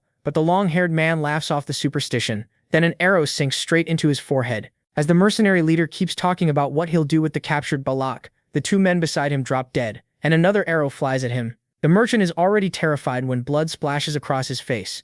Now the whole mercenary group realizes they're under attack and scrambles to defend. From far away, Yan directs the archers and tells them not to miss. Fakir watches, knowing Balak archers can aim using nothing but the glow of lit matches. A man arrives carrying barrels, saying he brought what was requested to prepare. Meanwhile, the mercenaries tighten formation and try to hold off the attack. Arrows tied with ropes shoot into the trees, and the barrels are hung between them. More arrows follow, leaving several barrels dangling over the mercenaries as they wonder if they're explosives. They get their answer when thick liquid starts pouring out. A second later, flaming arrows strike the mess, and a huge blast erupts over the mercenaries. They catch fire fast while the merchant hides farther back from the fight. He can't believe the barbarians came up with a plan this smart. Then he senses someone nearby in the woods and recognizes the same brat who ruined everything. Shaken, he warns Fakir that he'll regret it if he touches him. He pulls out a permit from the city, stamped by the new vice-consul. That paper makes MC pause, and he asks if that vice-consul would be he van Baskerville. With a cold stare, he says that's strange. He doesn't remember signing it.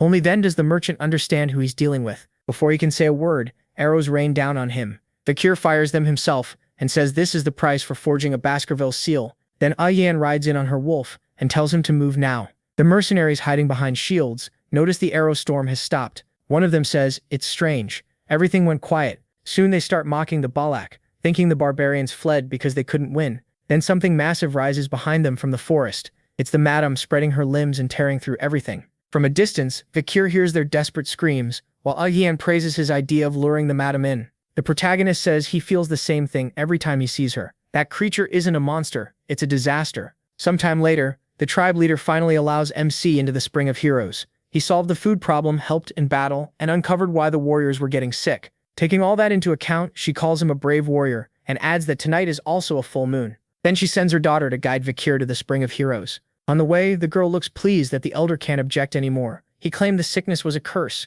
so now nobody takes him seriously. That reminds him of the merchant saying the shaman approved the trade. Later, deep in the forest, he rests in the spring. Even animals are soaking in it. The water works so well he can feel his mana clear up, and his bones and muscles settle back into place. It's a bit weaker than the river he used as a child, but still valuable since anyone can use it. But the effect is cut in half, because Yan is bathing there too. Like a true Balak, she doesn't care. This spring exists thanks to Lord Adonai who first found it. He was the only one strong enough to fight the madam alone, maybe the greatest warrior in Balak history. Now that Fakir is one of them, she says he must honor that legendary ancestor. After that, Yan suddenly goes quiet and blushes. She remembers her mother praising the protagonist and saying that if he healed enough in the Spring of Heroes, he'd be ready to fulfill his role as a man. That thought makes her look at him with clear desire. She decides tonight will be the night Fakir becomes hers. Trying to start things off, Aged says she already knew the merchants were taking too much profit, so this was a good chance to make them pay it back. MC just smiles a little and says he understands. She gets embarrassed. She knows the diamonds were worth far more than corn, but she still tries to act like she understood the trade, until he says exactly how many ears of corn one diamond can buy. The number makes her jump in shock. She can't understand what people even do with that stone to make it so valuable. Fakir says that part doesn't matter. Then he asks whether she'll call him slave or use his name, because he doesn't like leaving things unclear. For a moment, she thinks about what to call him, then says nothing. Instead, she moves closer and asks if he really hates ambiguity that much. Lifting his chin, she says she'll clear it up right now, because she wants to call him neither one. She leans in, ready to confess, but a bunch of kids suddenly jump into the spring and ruin the moment. They rush over to Ajan and Fakir, who both ask how they even got there. Watching the children splash around with Ajan, the protagonist keeps wondering what she planned to call him, if not slave or his name. Ajan yells that the spring's effect will be cut in half if the kids get in. But MC reminds her she just said a true Balak wouldn't care about that. Ahun arrives and says the matriarch sent the sick children to cool off in the Spring of Heroes. That only makes Ajan angrier. Sure, her mother is mocking her. Then Ahun walks up to Fakir, thanks him for helping his little sister, and apologizes for judging him all this time. He simply says it's fine. That answer annoys Ahun. He's giving a real apology, and that's all he gets. Ajan just smiles to herself, thinking there's still time, then gets Fakir's attention and congratulates him on officially joining the Balak tribe. 2 years later, Ajan takes a brutal punch to the face and crashes to the ground as the one who hit him stares down. The other warriors are stunned by what they just saw. The winner says Ajan was weaker than expected. Then it's revealed that fighter is Fakir, now 17 and far stronger than before. Ajan asks for one more round, but the protagonist says he's done fighting. As he heads through the forest, he says he's going for a walk. Once MC leaves, one warrior says he's become a monster after recovering. Another adds that even his archery is now on the commander's level. Someone else laughs it off, saying even he could hit Ahun hard enough to make his nose bleed. That joke dies fast when Ahun says the punch never even touched him. The force of the swing alone sent him flying. Deeper in the woods, Vikir looks a little worn out. Still, he thinks he can now use the six prey perfectly. The marks he left in the stone show just how much power he's gained. He still has a long way to reach the 10th form, but mastering the 6th at 17 is already amazing. He now has 6 mana circles too, enough to rank with high-level graduates. With the River's Blessing and the Demon Sword, he could even face a top graduate. Looking off to the side, Vikir realizes it's already been 2 years since he entered this forest. He starts wondering if he should say goodbye to the tribe once his prep is done. Nearby, Ahun's white wolf gets distracted by a butterfly. He stays focused on the trail of a Machosu snake from the deep forest. He says it's huge and old, and if they catch it, they'll have enough food for 4 days. A moment later, he notices his partner isn't paying attention. He asks why she's so distracted during a hunt. She awkwardly says another hunting group wanted her to ask him something, and Vikir can tell she's hiding part of it. Then she pulls out a knife and says they found this. The dagger came from an Imperial outsider passing through the forest. She asks if the protagonist knows the emblem on it, and he does. It belongs to Leviathan, one of the 7 Imperial clans just like his own family. At first she thought it might be tied to the merchants. Then she explains those people were pouring some red liquid around the forest. Her group even caught one of them, but the man chose death over talking. Vikir keeps staring at the knife until she calls his attention again. She says there's something else he needs to hear. Then she asks if he wants to return to his homeland. She explains she hates hiding things, and a few days ago another Imperial person came into the forest. That shocks Vikir because they were probably looking for him. Ayen grows serious before dropping even bigger news. She says the woman has been coming back ever since he fought that madam, tracking his traces in the forest. With a sad look, she asks if he plans to go with her. In her mind, he must be tired of hiding and ready to leave with that woman. She thinks about stopping him with tribal rules, but knows that won't matter. To her surprise, Vikir says he has no wish to go back. That answer lights her right up. She asks if he's serious. When he confirms it, she breaks into a huge smile. She hugs her wolf in relief, happy that Vikir isn't leaving, while he quietly thinks things through. He knows he can't return until he's sure he's stronger than Hugo. He wonders whether the clan has moved past everything, or if outside forces are pushing this. Since the clan allowed a search party, their alliance must be strong. To MC, that means something changed after his death. Either way, he knows he needs to check the outside world soon. Before he can finish that thought, a giant fish bursts out of the water. It startles both of them at once. The thing is as big as a great white shark, and it crashes down right in front of them. Bakura wonders if it's a dipnoic fish. Ayen explains that when one this big appears, a heavy rainy season is coming. Then he notices something important. An arrow is stuck through the creature. To find out what happened, they cut it open. Inside, they find a man's bones, the remains of someone swallowed alive who tried desperately to fight back. Ayen says the clothes look like they belong to the Rococo tribe, and from the pose he must have panicked after being eaten. That makes no sense to her since these fish usually feed on things already dead. Vikir says maybe the man was so weak the fish got confused. But that only raises another question. Why would someone that weak be hunting unless his tribe was in trouble? Something may have happened nearby, so they decide to investigate. A few hours later, they reach another area. As they get closer, Iveen looks sickened. The whole village has been wrecked. Every Rococo warrior is dead. While checking a body, Vikir spots red marks, and Iveen points something else out. It's already past dinner, yet there's no smoke rising from the village. They move in and find bones hanging around, and the tribe completely empty. The protagonist finds it strange that he can't sense a single living villager. Even the grass shows it hasn't been cut for quite a while. Iveen wonders if the tribe moved somewhere else. As she steps into a hut, then a swarm of flies bursts out and startles her. Inside is a barbarian who died alone. Iveen calls out that she found a body, and Vikir says he found one too. Those red spots remind him of a plague that spread through the forest before he came back. It was called the Crimson Death, a deadly disease that wiped out many barbarians and humanoids. Iveen panics and says they need to leave at once because it's a divine curse, but MC tells her it's just an infection that spreads. That only scares her more, and she decides to stay by his side so he won't die. Vikir studies the bodies and figures the healthy people probably abandoned the infected and ran. Then he says he'll search the tents for anything useful. Left alone, Iveen suddenly gets frightened. She turns at once after feeling a terrifying presence, and then he hears a scream. He rushes back and asks what happened, only to hear Iveen shouting about the curse. She points at a little girl and calls her the cursed child. Even with Iveen screaming, Vikir stays calm. He walks toward the child while Iveen can't move because of a cramp. The girl doesn't look like she's from the Rococo tribe, and she seems to be about 5 years old. She also seems to be grieving, because there's a small grave right behind her. Vikir asks who she is, and learns she was a slave used by the tribe. Cindy Wendy asks her name, and the girl says Pomeranian, an imperial name. What she says next completely shocks the protagonist. Her family name is Baskerville. Stunned, he asks her to repeat that. She says it again. She is Pomeranian Baskerville. In the clan, the name Van is used for branch family members like MC, while Let is used for men of the main house. For women of the main house, the title is also Let, though it's rare since the family has mostly men. That means the little girl in front of him is a direct descendant of Hugo. Vikir knows there can't be many children with that name, and Ivan points out something on the girl. She's wearing a necklace with the Baskerville symbol. He grabs the necklace at once, startling her. What he finds inside leaves him shaken. It's a family photo. One of the people in it is Hugo, his father. Vikir can't understand why Hugo would be there. The little girl is still scared by his sudden move. With a hard look, he asks what her connection is to the people in the picture. Ivan cuts in, saying no child will answer if he talks like that. He should try smiling first. Vikir knows she is right. Fighting down his shock, he gently asks who the people in the photo are and forces a smile to calm the girl. Ivan stares at him, surprised he even knows how to smile. Then the little girl finally speaks, saying the people in the picture were her mother, her grandfather, and her grandmother. That makes the protagonist remember something the butler once told him in the hallway. Back then, Hugo had been kind and gentle, and he deeply loved his first wife, Roxana. Her death from illness wasn't what changed him most. The real turning point was his daughter Penelope being taken by barbarians. Hugo sent many people to search for her, and even asked the emperor to move him to the borders. But no matter how many hounds he sent, no trace of Penelope was ever found. As the years passed without proof she was dead or alive, Hugo grew bitter, and his hatred for barbarians turned absolute. Vikir always thought that story sounded too wild to believe,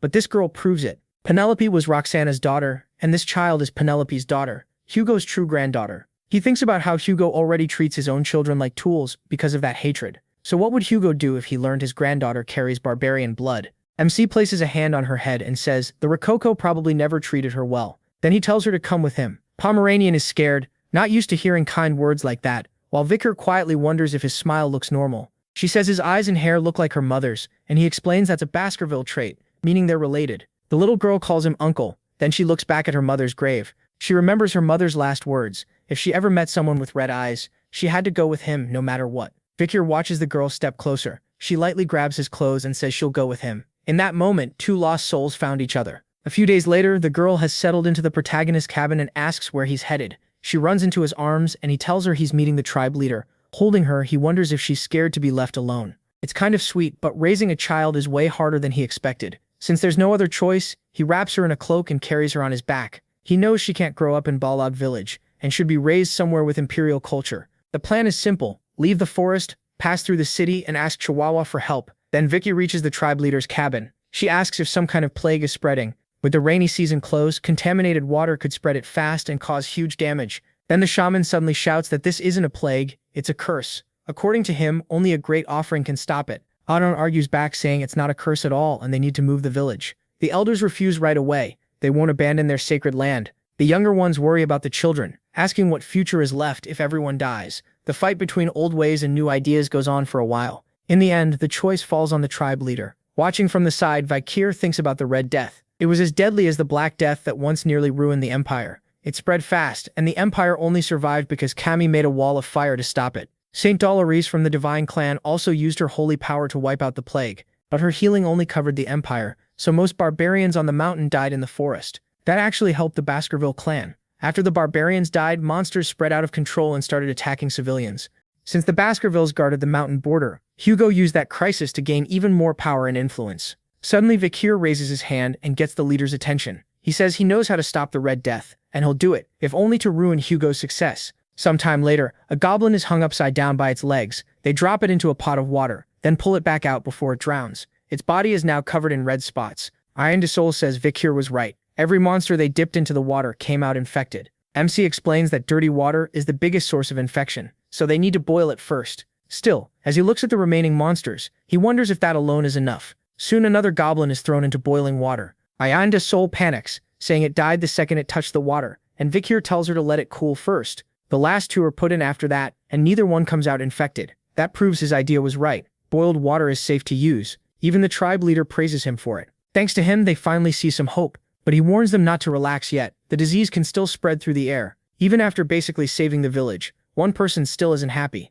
Of course, it's the shaman, who points out that the rainy season is coming, so avoiding water won't be enough. Vikir agrees. Once the rains come, the river will rise, and the damp air will carry infection too. That's why the village needs to relocate. But they've already argued about this. Many still refuse to leave the sacred ground. The protagonist answers that they can move without truly leaving it. A few months pass, and the rainy season finally begins. The river swells and turns dry land into a swamp. Even the elders are shaken. They've never seen anything like it. Nearly the whole forest floods, except for Balak village. Men shout for the ropes to be tied tighter. They're securing ladders that connect to raised platforms. The entire village has been moved up into the trees, with ladders linking one home to the next. The villagers are relieved that even with all the rain, they stayed safe. They thank Vikir, calling him the one who saved them all. MC thinks the many huge trees in this area turned out to be a big advantage, while the little girl calls out that she wants to stay with Uncle. Then something suddenly grabs his attention. He spots a creature sneaking toward a pair of distracted men. A giant snake bursts from the river and attacks them, but an arrow quickly kills it.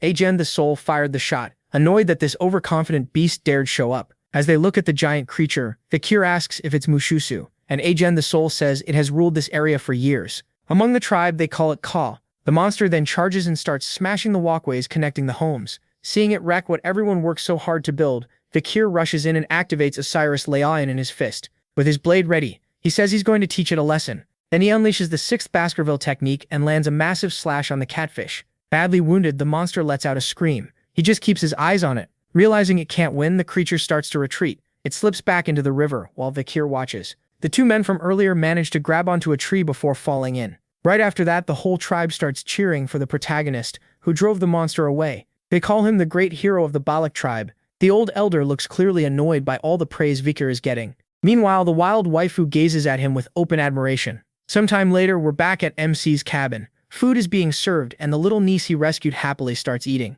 Aang is there too, enjoying the meal. Both of them praise Vikir's cooking, while he stares back in silence. Aang says she doesn't remember being invited, but she couldn't ignore a smell that good. Watching them bicker, the little girl says they look like a couple. That makes someone very happy, and she hugs the child, calling her adorable. He can only wonder when those two got so close. Then a sudden gust of wind cuts through his thoughts. He looks over and sees someone entering the cabin. Aang glares and demands to know why he's here. It's a Han standing there soaked from the rain. He calls out to Vikir and with tears in his eyes says the protagonist has saved the village again and again, so maybe he can do it once more. Then he begs him to save his sister. She's come down with the rare Red Death. The two hurry to Ahan's cabin. There, Vikir finds his sister weak and barely moving in bed. Seeing her condition, he asks how long she's been sick. Ahan says she probably got infected while collecting wood in the swamp. Aang adds that the girl is kind and always tries to help everyone. Before MC can answer, someone else barges in. It's the elder, already angry that his grandson ignored him and ran to the outsider for help. He keeps hurling insults, claiming his granddaughter is suffering because of the Empire's spy.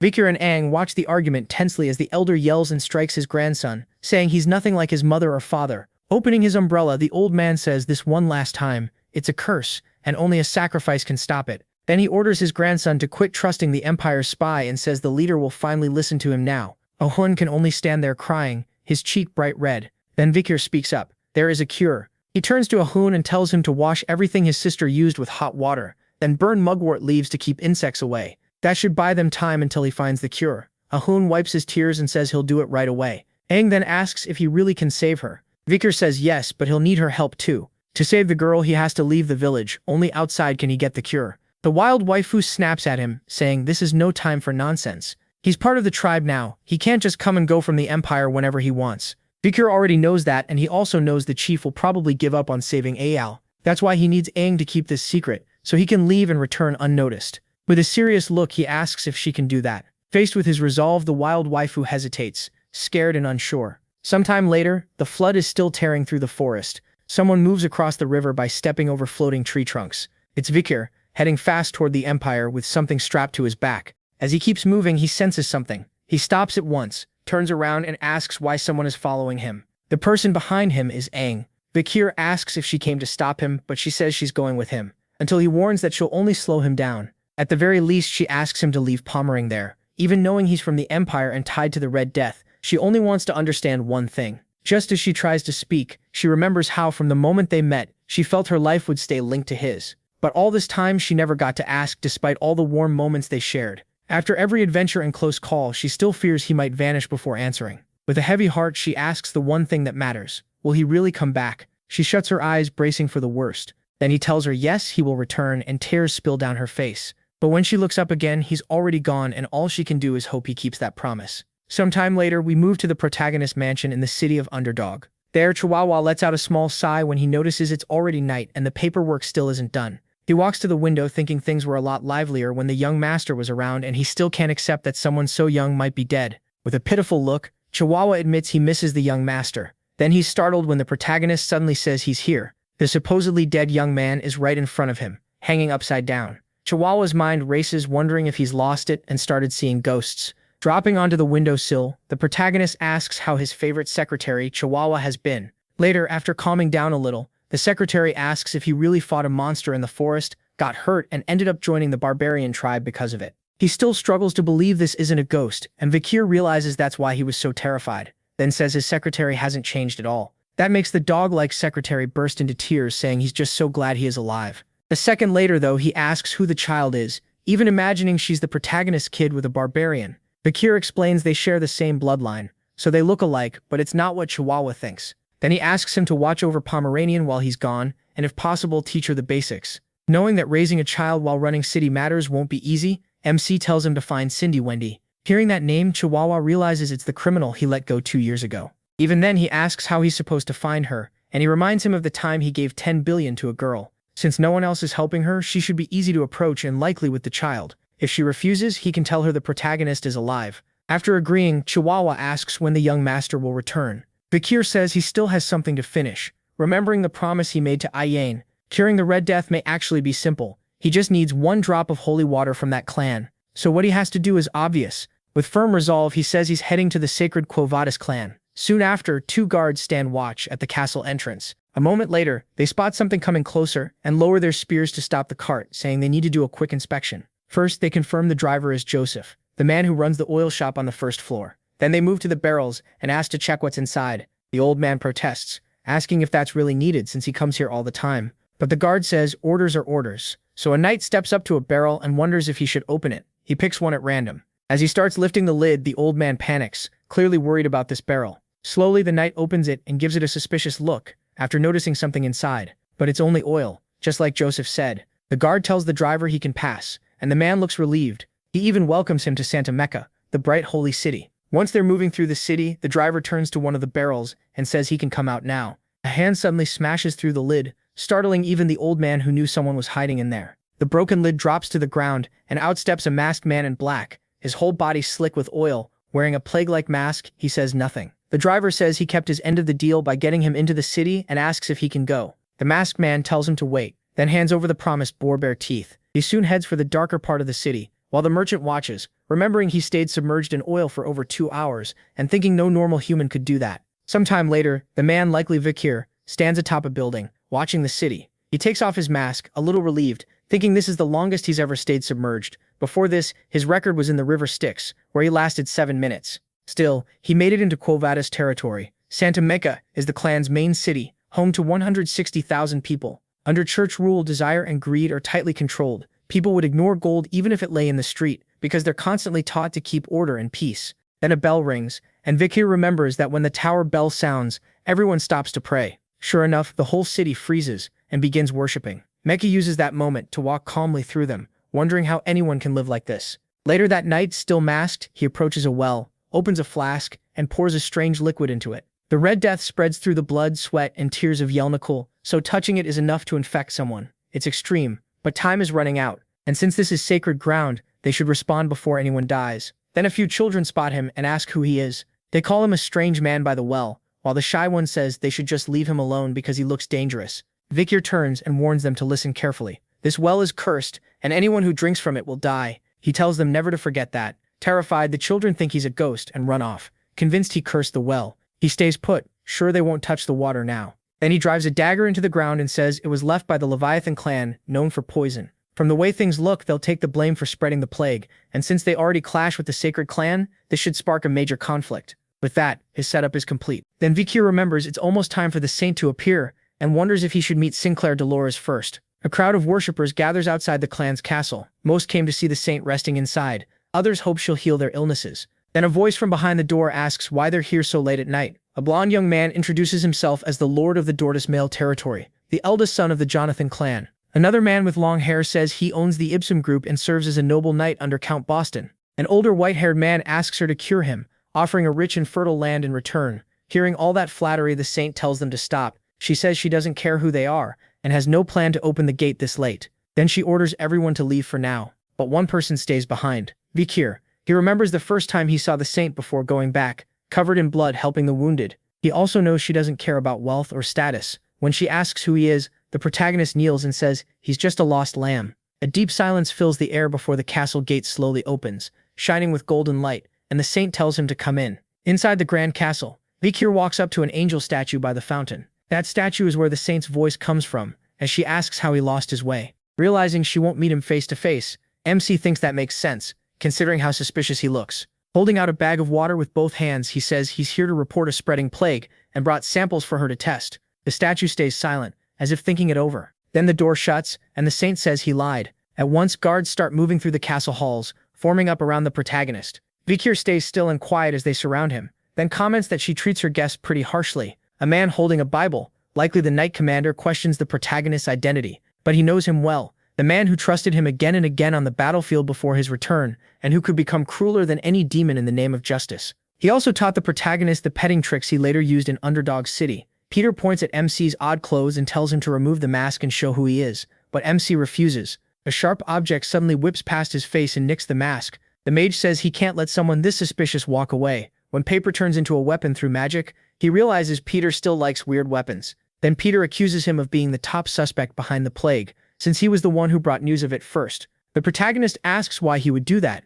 and Peter says it was probably to draw the saint out. As more magic cards fly at him, Peter says he can hear the rest in prison. Vikir dodges fast, one hand still holding his hat. He avoids using aura, knowing that could expose him as a Baskerville, and keeps slipping past the attacks as he jumps. Then he moves in on the knight. A hard kick shoots toward Peter's face, but Peter blocks it. Peter says it feels like stopping a falling rock. Power like this doesn't come from nobody. Then he hurls Vikir back as he flies off. MC thinks the weight boost he got after killing the boar bear is even better than he expected. The moment he lands, he rushes in again. He throws out a flurry of blows, but Peter guards with the Holy Bible. Still, Peter starts to realize things are turning bad. The masked man is clearly getting something ready in his hand. A fire attack bursts toward him. The flames catch the Holy Bible and start burning through it fast. Peter drops it at once. While Vikir stays calm and still, he asks if Peter really wants to keep going. Peter clenches his fists and admits this enemy is no ordinary man. That only makes him more set on stopping him, so he charges again. Before he reaches him, Vikir kicks the burning Bible, sending it straight at Peter's face and throwing him off. In that opening, the protagonist lands a hit to his stomach,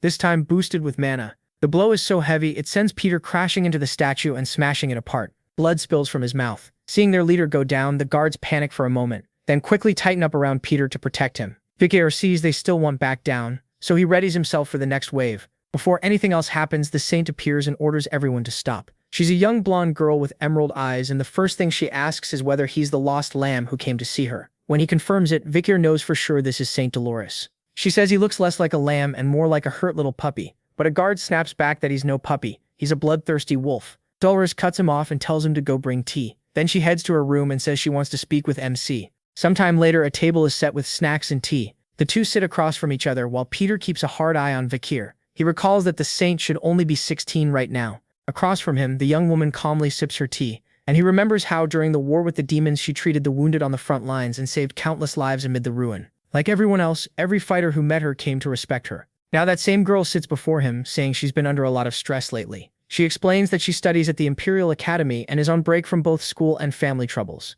Even so, merchants and nobles keep coming to her all day. Most of them just want help with problems caused by narcotics, and none are truly dying. So she wonders why people only care about what's right in front of them. Vikir answers that theology is really about understanding people, so that's only natural. She's surprised anyone still knows such an old line, but the protagonist says that matters less than the epidemic spreading through the city's sewers. Once she confirms the water is infected, Dolores asks in a cold voice whether he had a hand in it. He asks again why he would come warn her if he were behind it. Knowing suspicion is unavoidable, Vikir decides to show proof and starts preparing something. That sudden move alarms Peter, who instantly steps in front of the saint and makes her flinch too. Then tiny mana particles rise, green light wraps around MC, and he says he doesn't like hurting innocent people, especially not in his homeland. Dolores is shocked that he's using divine power and asks if he follows Loom. He ignores that and says suspicious people were pouring the liquid into the sewers. She asks if that's true and why anyone would do it. Vikir thinks the goal must be to bring down the family, and he already knows who could gain from that. Then he lays out a large map and points to Leviathan, saying they're the only ones who could make something like this and profit from it.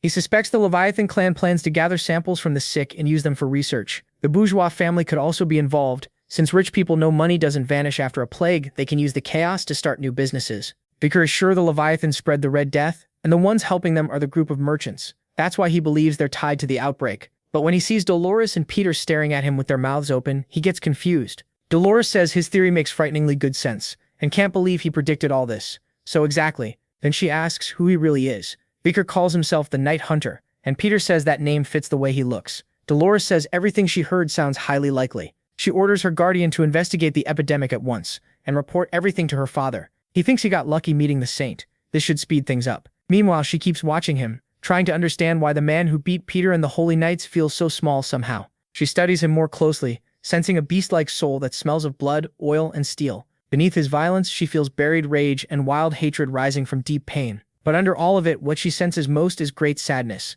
So once again, she wonders who he really is. Later, the city is swallowed by green fog. At a small chapel, the women inside are crying in desperation because the saint has finally arrived. A nun begs her to save them from the epidemic. Dolores is stunned. The Night Hunter was telling the truth. Vicar stays quiet and watches. In his mind, he apologizes for dragging civilians into this, but at least there are no children here, so the fear he spread likely did its job. The sickness is still in its early stage, and now he has no choice but to trust the saint. As Dolores walks toward the suffering people, she softly tells them not to be afraid, because Lum's holy love will heal them. Then she starts to pray, and a tear rolls down her face. The moment it falls, a bright light begins to pour out, filling the whole cathedral where the sick are gathered. Before long, the people covered in red spots are healed, and the marks vanish. The nuns can only stare in shock at the miracle, then thank the saint for saving so many at once. Vicar remembers this power well, and knows he must bring the miracle of the saint's holy water to the forest. A few hours later, Dolores studies a map in her room, marking key spots under a single candle. She knows divine power only treats the sick for now. It doesn't stop new cases from appearing. If more people keep getting infected, then someone carrying the disease must still be out there. Her eyes shift to a vial of virus taken from a patient. After studying infected body fluids, she learned the victims die slowly and suffer terrible pain for a long time. This disease is truly vicious. To stop it fully, she needs to purify deeper inside the body, so she considers making a concentrated holy drop. But there's no time to sit and think. More patients still need her. Then a wave of nausea suddenly hits her. She collapses, gripped by a pounding headache. Dolores realizes it's anemia and wonders if overusing divine power caused it. Even so, she forces herself on. She can still move and the patients need relief. When she enters the room, several people greet her. It's the same men who showed up at her gate before dawn, now offering to help treat the sick. Dolores asks what they're doing here. They say they can't leave a noble lady alone in such a filthy place, and they've brought 3 carts of donations and emergency supplies. But even while giving aid, they keep talking like trash. Dolores notices and leaves them muttering among themselves. Before walking off, she tells them their real motives are obvious. After she leaves them behind, the men gush that the lovely lady warms their hearts. That mood vanishes once they reach the cabins holding the patients. The scene is far too much for proud nobles like them, and while one patient is being treated, they complain about the awful smell and worry more about their shoes and clothes than the sick. They even ask the priests helping the wounded to treat them first, afraid they might catch the disease. She expected this. Coming here with selfish motives is a sin, and those men clearly don't get it. The sick need compassion, not pride. True kindness and sacrifice are what bring someone closer to God. Moving deeper into the tents, she reaches the far end of the camp. She knows the worst cases are here. As she walks, she softly apologizes for being late. Even her steps begin cleansing the area around her. Then she enters the inner tent. Right away, someone calls for saline. A man grabs a scalpel and starts operating. The priests are shocked. They've been treating patients for hours, and now they start wondering if divine power isn't the only answer. He makes a small cut, then uses divine power to seal the wound and attack the sickness itself. The doctors quickly realize he isn't just blessing the surface, he's sending the power straight to the infected spot. The young woman is stunned. The man is the Night Hound, Baskerville's hunting dog. She never expected him to know both medicine and divine power. While he keeps treating patient after patient, he thinks about how divine power works. To him, it's like a priest sends a prayer to God, and God answers by lending power, so the amount depends on faith and on how big the miracle is. 1 unit of divine power usually means 1 miracle. 10 units mean 10 miracles, but he knows a way to get 10 miracles from just 1. Back in the apocalypse, monsters were everywhere, but the number of injured people was even worse, and divine power was never enough, so a new answer came from God. It was shaped by the faith and desperation of countless clerics. That's how a new rule for miracles was born. Even if the borrowed power came at a cost, people could use as much as their bodies could handle. This became known as advanced divine power. Because it happened during war against monsters, it was treated as an act of faith. Even non-clerics could use divine power if they were fighting those beasts. It could even be used after death. Then a child cries out for their sick mother. He promises he'll help her soon. After checking her, he sees she isn't just sick, she's starving. So he gives the child money for food and firewood.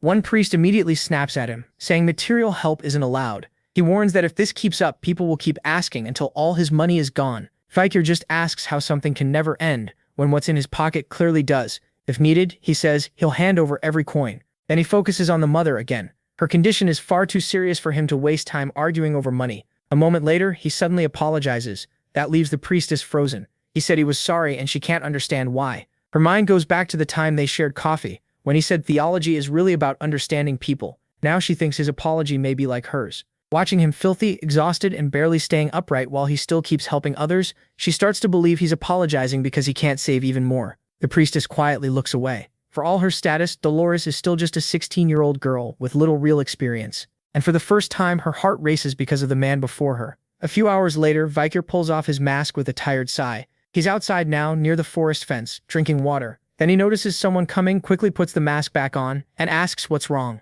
Dolores only watches him calmly as she steps closer, asking if she can speak with him for a moment. She thanks him first, saying everyone was saved because of his help. He brushes it off. He only did what had to be done. She says someone as strong as him should have been the one born with divine power. Meanwhile, she feels weak in body, mind, and faith, yet she was the one chosen. She can't understand why God made her a saint, when so many others seem more worthy. But before she can keep going, he tells her that pain and guilt are exactly why she was chosen. The world needs a light that can reach the deepest darkness, not just someone powerful. Hearing that, she starts to cry and asks if she'll ever become someone who can speak that way. Because of the plague, the clergy gathered to pray and make holy water enough to cleanse the infected sewers with a single drop. In total, they created 3 drops, including the reserve. They named it Pliny de la Verge, the saint's tears. The 3 drops are placed on an altar like sacred treasures, and Dolores kneels before them in prayer. She begins speaking to God. Golden lights drift through the hall, and the power keeps building until a bright flash bursts from the jars of holy water. A knight steps in and places them in a case,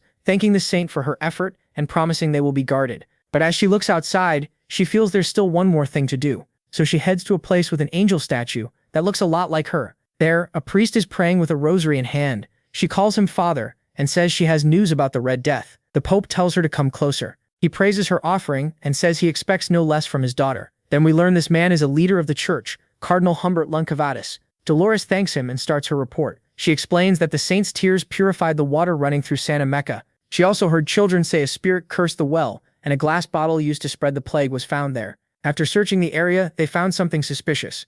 She presents a dagger recovered near the well. He recognizes the emblem at once. It belongs to the Leviathan and Bourgeois clans. What shocks him is that they somehow made an artificial virus. His anger rises as he demands to know how those poison-crazed fools dared mock the divine. Soon his power shakes through the hall around her, and he calls for immediate war. Dolores stays silent. Then he brings up the young man calling himself a hunter, saying he's highly suspicious. He orders his daughter to seize him at once and force out a confession, but he's caught off guard when she shouts that the man is innocent. She stands firm and he asks what she just said. Dolores explains that the hunter did everything he could for the infected, and because of him, no more people died. Someone like that, she says, can't be evil. In a cold voice, her father says he understands. Even though she has never opposed him before, now she's defending a man. He slowly lifts his hand, filling it with divine power, as he says he'll question the hunter himself. A blast fires from his palm into the sky, visible across the whole city. At its highest point, it bursts like a fake sun. He tells her resistance is pointless, because paladins are already on their way after the so-called hunter.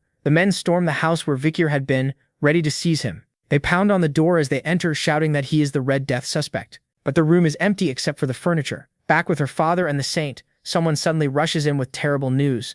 A young boy says one of the saint's tears has been stolen from the basement. Hearing that, Dolores is left in total disbelief. She realizes the man had been there to steal from her all along. With one tear in his hand, Vikir simply thanks her. Then he walks off and vanishes with the stolen treasure. At that moment, her memory drifts back to years earlier, when she was still a child. The wild girl had been attacked by a 3-headed Cerberus. Her tribe tried to save her, but the beast couldn't be stopped. Cornered, she slipped, and loose rock broke away beneath her. She fell down into the forest. The impact knocked her out, and when her vision faded, she saw men standing over her with cruel smiles. Hurt and surrounded, the young girl couldn't resist. Sometime later, she appears with bandages around her head and a sword in hand, facing a much bigger man in an arena. The scarred bald fighter looks fully ready, while masked nobles watch for fun. Then he charges at the little girl who is terrified and unsure how to react, but he's grinning like she's easy prey. She barely dodges and manages to nick his shoulder, but her alarm returns at once when he grabs her leg and hurls her across the arena. Blood spills from her mouth as she crashes down. The nobles just smile, entertained, and the bald man enjoys it too.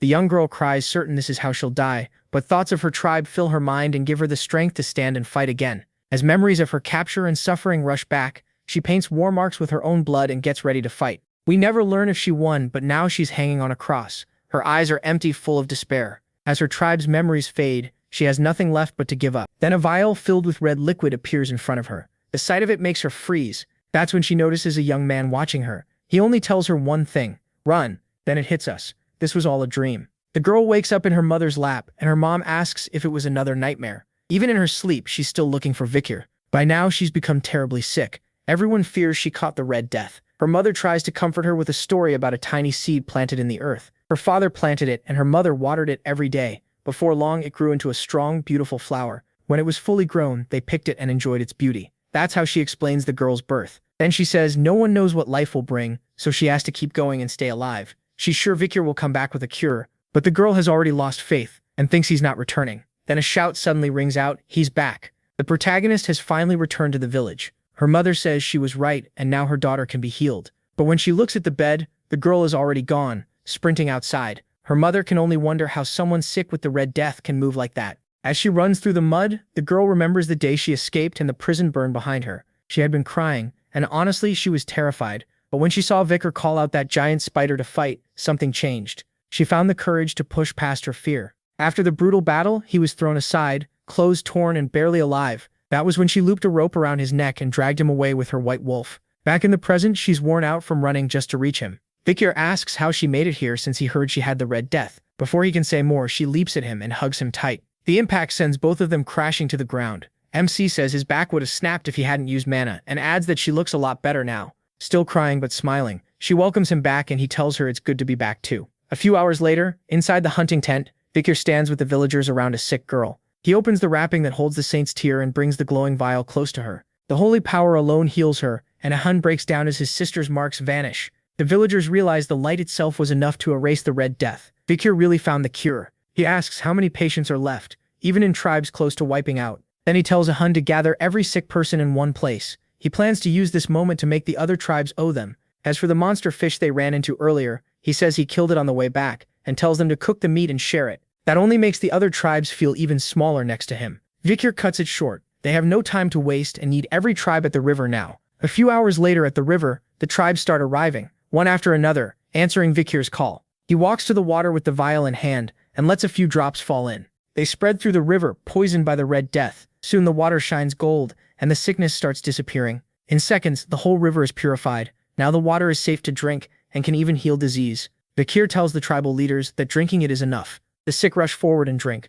Almost right away they feel better. Their bodies grow lighter and the Red Death is gone. One tribal leader offers to make him a shaman, but he refuses. He turns it down without hesitation. Then someone slams a foot into the ground. The sound makes Vikir look over. It's the leader of the Jagachat tribe. He calls on the deep forest people and asks who the hero is that purified the land. Everyone starts stomping and shouting his name. Even the women cry out for the one who saved their families and the whole forest. Before long, Vikir's name echoes through the mountains and woods. To them, he's become the new savior of the wilds. The protagonist realizes the poison clan's crime has turned into an opening for him. If he wins these tribes over, he may gain enough strength to stand against all of Baskerville, and maybe use it to deal Hugo a heavy blow. His thoughts are cut off when a leader suggests a huge festival, but Vikir says there's something more important first. They need to find whoever spread the poison through the forest. In the dark, the tribal priest appears, and from his thoughts we learn he did it. He even infected his own niece. All of it was part of his plan to take over the forest. As he steps out of his cave to check the damage, he realizes everything has gone wrong.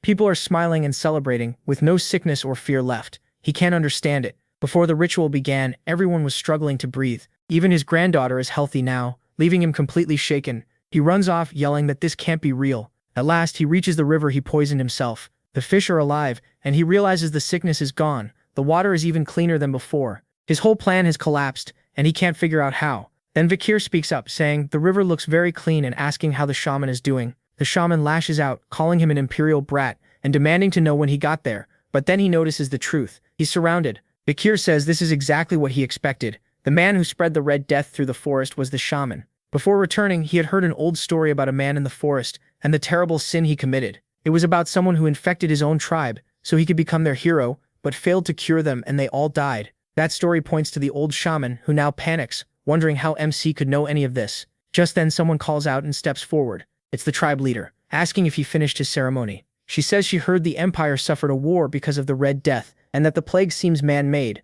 so it makes no sense for it to spread from the Imperial lands to the forest by accident. The old man tries to play dumb and says he knows nothing about that, but the leader asks why he went to the river, instead of returning to the tribe. Just like Vikir predicted, he came here to check on something, and they'll soon learn if he was right. The protagonist explains that the old man wanted to become the tribe's hero, and was the one who released the Red Death. The matriarch orders his pockets searched, and the shaman is clearly rattled. Vikir also wanted to know more about the shaman's past. Alcyon explains that he wasn't born a Balak, and his true line was hidden. Long ago, he was a slave. Later, he killed a shaman who was planning a coup, and took that man's power. That got him freed and raised to the role of new shaman. After that, he did everything he could to fit in with the Balaks, doing filthy jobs no one else wanted. He was even used as bait during dangerous hunts. Only when he grew old and his hair turned white did people finally accept him. Vikir guesses that now, in old age, he wants to claim the power and respect he never had when he was young. That's why he ignored the matriarch and tried to rule the forest, but she cuts him off and orders him to show the pouch now. The old man looks nervous. Still, he starts pulling things out, saying he only saved some flour for after the ceremony. Then he suddenly drops the pouch and it falls into the river, spilling everything inside. As he desperately cries that his hands failed him, the matriarch says this is exactly what Vikir described. He really did throw the pouch into the river, just like MC said. Now its contents can't be checked that way anymore. Furious, the old man argues that if he is talking about an antidote, then he's basically accusing him of spreading the poison. He demands the matriarch punish this imperial outsider for staining the shaman's honor, but she replies that no one should be judged without proof, so if he's truly innocent, she will protect both him and his honor. Because of that, she calls for an Iliad. The moment he hears that, the shaman turns pale. An Iliad is a duel used when words can't settle a conflict, and the Valaks backs the winner. Then his grandson steps in and says he has always preached respect for tradition. Since the Iliad is one of the Valaks' traditions, he should honor it now. The shaman is clearly annoyed by his own grandson. Still, he can't refuse the challenge, so he sets the Iliad for 4 days later on the night of the full moon. But Vikir steps in and says he won't wait that long. He's sure the one being challenged picks the date. That's the tribe's rule. So this was the protagonist's plan all along. Force the shaman into calling for an Iliad. A few hours later, the tribe gathers, and the matriarch starts the duel. Warriors form a ring around them so no coward can run. She calls on the ancestors in the mountain behind them to watch. Under their eyes, no dishonor will be allowed. They will judge who is right and choose the victor. As Balak warriors, both men must prove their truth. Ayen says it would be best if Vikir ends this in one strike. The old man grows bitter, feeling like no one is on his side. Then he cuts his finger and smears blood on the ground, saying weapons aren't the only thing he can use and everyone will shout his name when he wins. A skeleton rises from the earth. 3 more crawl out and the shaman mocks Vikir, telling him to watch his blind spots. He can't believe a kid who's only been here 2 years could beat someone who knows this land so well. He yells for MC to come out, swearing he'll kill him, while MC quietly watches his arrogance. He thinks back to the silent step skill he gained after killing the swamp master, one that lets him erase the sound around him. Seeing him control the dead, the protagonist figures the shaman likely came from the Lokoko tribe of shamans. That means nothing to him though, and he drops straight into the group of skeletons. In an instant, he destroys all of them before the shaman even notices. The old man assumes Vikir is too scared to move. Then before he can react, something pierces him. As he dies, he wonders when it happened. He never even heard footsteps. MC coldly finishes the job. Then he puts Beelzebub away. Ayan walks up, calling out to him. The tribe is stunned. The duel ended in a heartbeat, and the ancestors have shown the shaman was lying. Collapsed on the ground in his final moments, he groans that it hurts, and begs not to die, to live among the Balaks. He suffered through a humiliating, unfair past. His hatred for him comes from envy. They came from similar beginnings, but when he was young, he never reached even half of what him has. He can't accept that, and he wants revenge on this boy. The protagonist tells Ahun to kill his own grandfather with his own hands. That would hurt him most. Ahun is furious, saying this man nearly got his sister killed with the Red Death. A coward like this old man deserves to feel that pain, not anyone's pity. But then it becomes clear, the shaman had one last plan. He's been drawing a spell with his blood. Soon the tomb holding the ancestor's body starts to glow, then bursts open with a bright light. Purple mist spreads over the mountain, and the tribe panics, wondering what this strange power is. Ahun is horrified to see his grandfather getting back up. Even Voice here is shocked. He's sure he struck the lungs. People ask if the shaman isn't scared of the ancestor's anger, but the elder's eyes turn fully black, and with a twisted grin, he asks what he should be afraid of.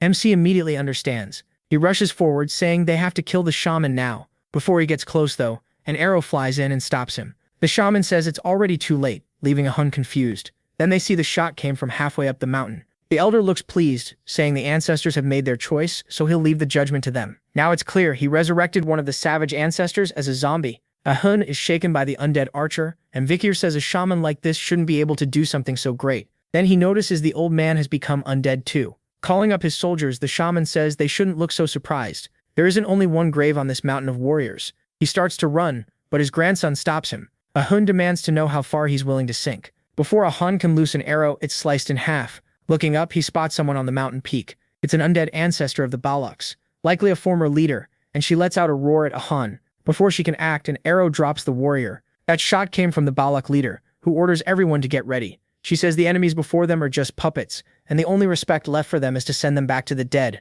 Even if they're shaken, the warriors ready themselves. Then the clash between the undead and the living begins. Powered by forbidden magic, the undead quickly take the lead. The humans are forced to duck, hide, and struggle to stay alive. One corpse roars and charges, but it gets taken down by an arrow. Then several more fall at once. There's a reason the current Balak leader is counted among the strongest. Vikir knows it too. She's on the level of a veteran knight. This is the knight Foxakia, a fighter said to be able to stand against an empire. Ayard says that if the matriarch is here, they should be safe, but he tells her to come with him. They need to chase the fleeing shaman right now. He looks toward one of the chairs and says he needs her to handle something. The little monkey quickly runs off, while the shaman turns thoughtful. He knows reviving the ancestors isn't enough. With Aegir around, he still can't relax. She's a genius and the strongest person in the village. Even so, he smiles darkly, sure that not even she can deal with what's coming next. Deeper in the forest, Bakir and Aegian get into position to ambush him. The shaman stands inside a circle, carrying out some kind of ritual. The protagonist wonders why he came to this place filled with pillars.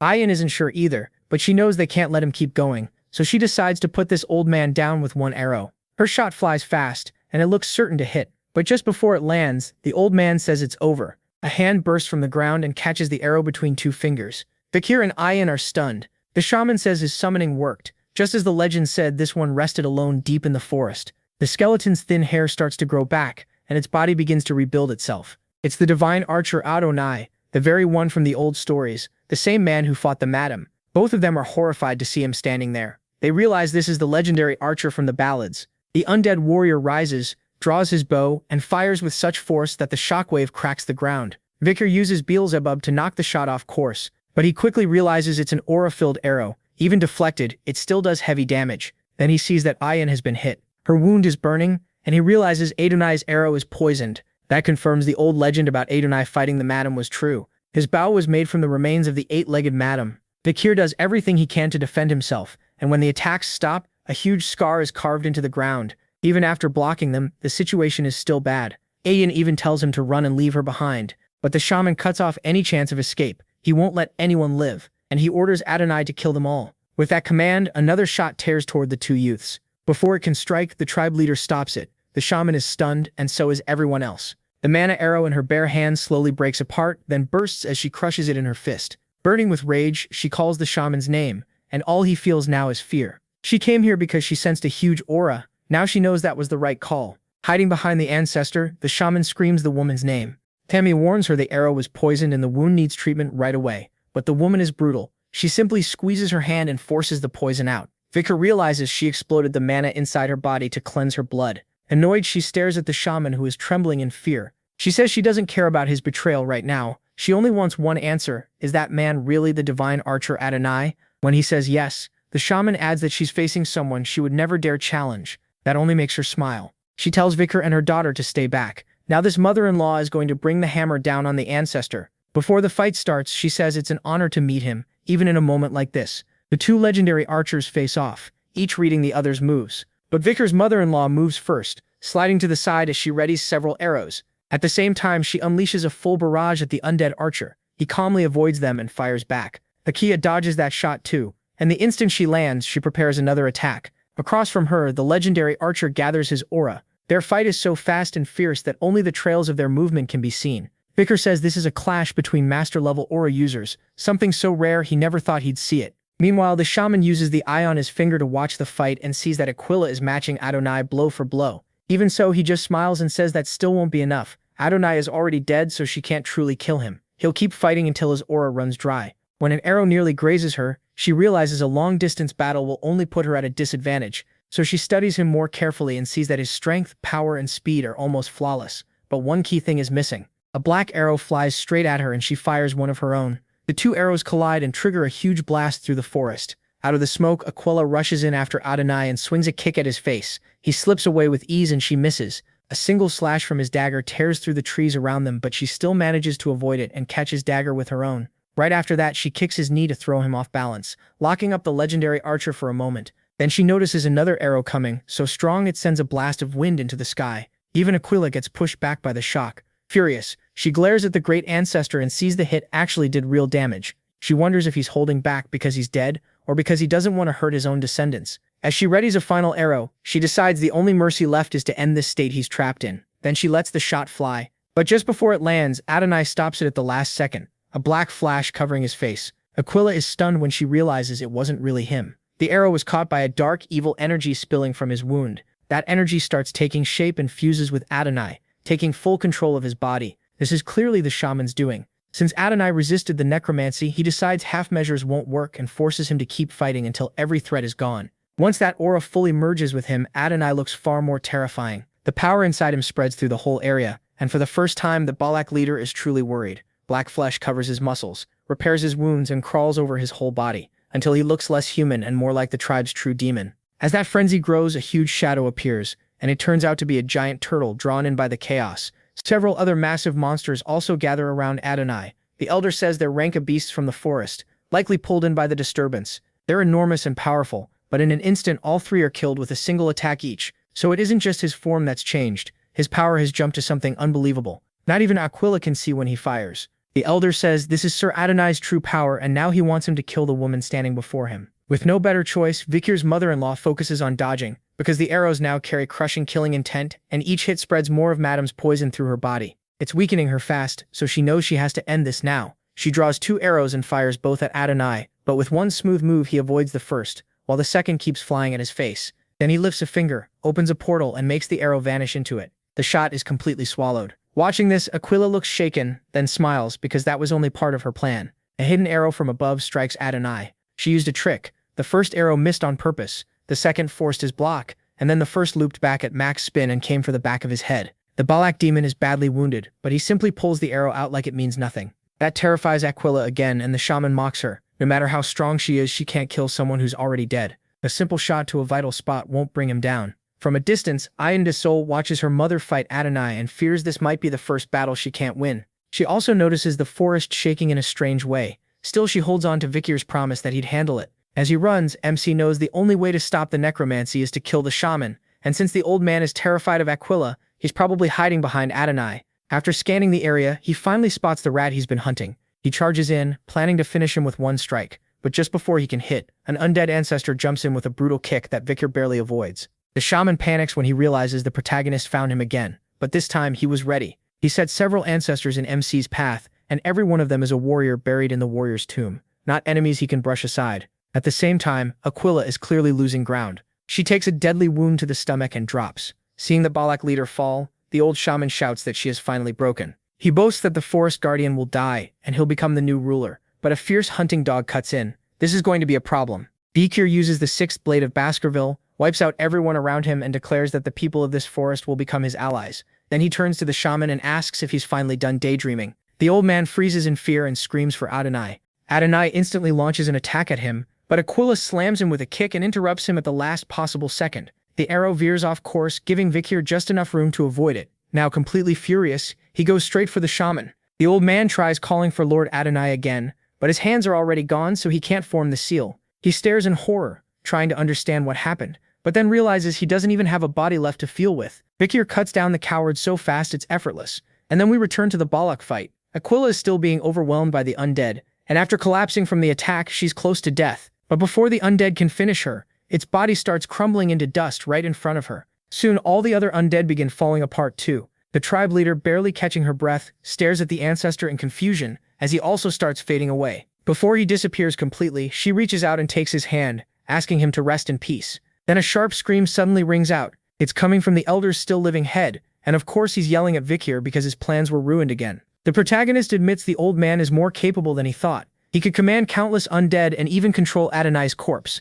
Smiling wickedly, the shaman insists it's not over, and swears MC will regret this. But in the middle of his weak villain speech, he's struck by his own grandson. The boy is furious with him. Ahun apologizes to Vikir, saying if he had ended his grandfather before, none of this would have happened. He just glances aside and tells him it wasn't his fault, he did well. With a mix of sadness and relief, everyone watches the battle finally come to an end. But when they return to the village, the Balak warriors find it completely destroyed. Ayan de Sol asks what happened and where all the villagers went. Then Ahan's sister appears and says Madam came. Ayan de Sol doesn't understand what she means by Madam, while Vikir wonders why the monster, which had stayed still until now, suddenly moved. The girl points ahead and says that before Madam appeared, smoke rose from the shaman's tent. When the protagonist goes to inspect it, he finds several dead primates and realizes the shaman burned a plant that attracts insects. Then someone slams a wall in anger at the shaman. It's the tribe leader who just saw Madam wipe out everything her people built, even hurt. She says they can rebuild and find food again, then orders the warriors to clear the dead and save whoever survived.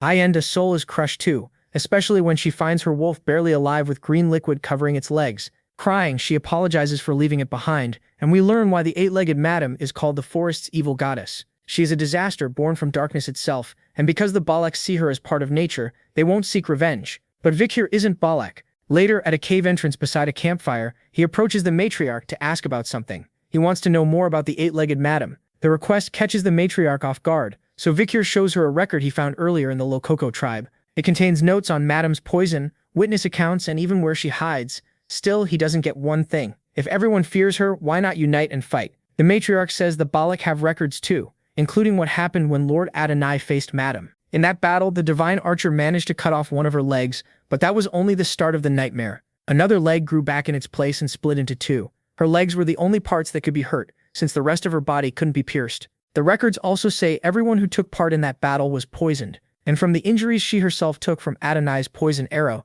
she says she can now understand just how terrifying Madam really is. She can tell he wants to challenge Madam and begs him to stop. She doesn't want to lose any more family. Vikir knows the odds are bad. Even if Madam is just one rare monster now, the future will be full of demons on her level. Still, no matter how strong she is, she's a monster. Monsters always have patterns and weak spots. If he finds hers, he can kill her. With that resolve, he sets out to face the dark god of the forest. One day later, he reaches a mountain shaped like a dead volcano. A huge pillar rises from the middle, splitting into several legs that brace against the mountain. This is Madam, the eight-legged monster. She moves through the forest while Vikir watches from hiding, noting how much noise she makes when she wakes. He's been staking out her lair for days and learned that she hunts on a set schedule. Based on her routine, she should be gone for about 2 hours, so he quickly heads through the mountains. He climbs to the top with ease and reaches Madam's nest. From outside it looks like solid rock, but inside it's hollow. He activates the dazebi on his arm and cuts into the stone, pulling out a small piece to inspect it. Studying the webbing, he sees the inside is rough and hard to cut, even with high-level mana.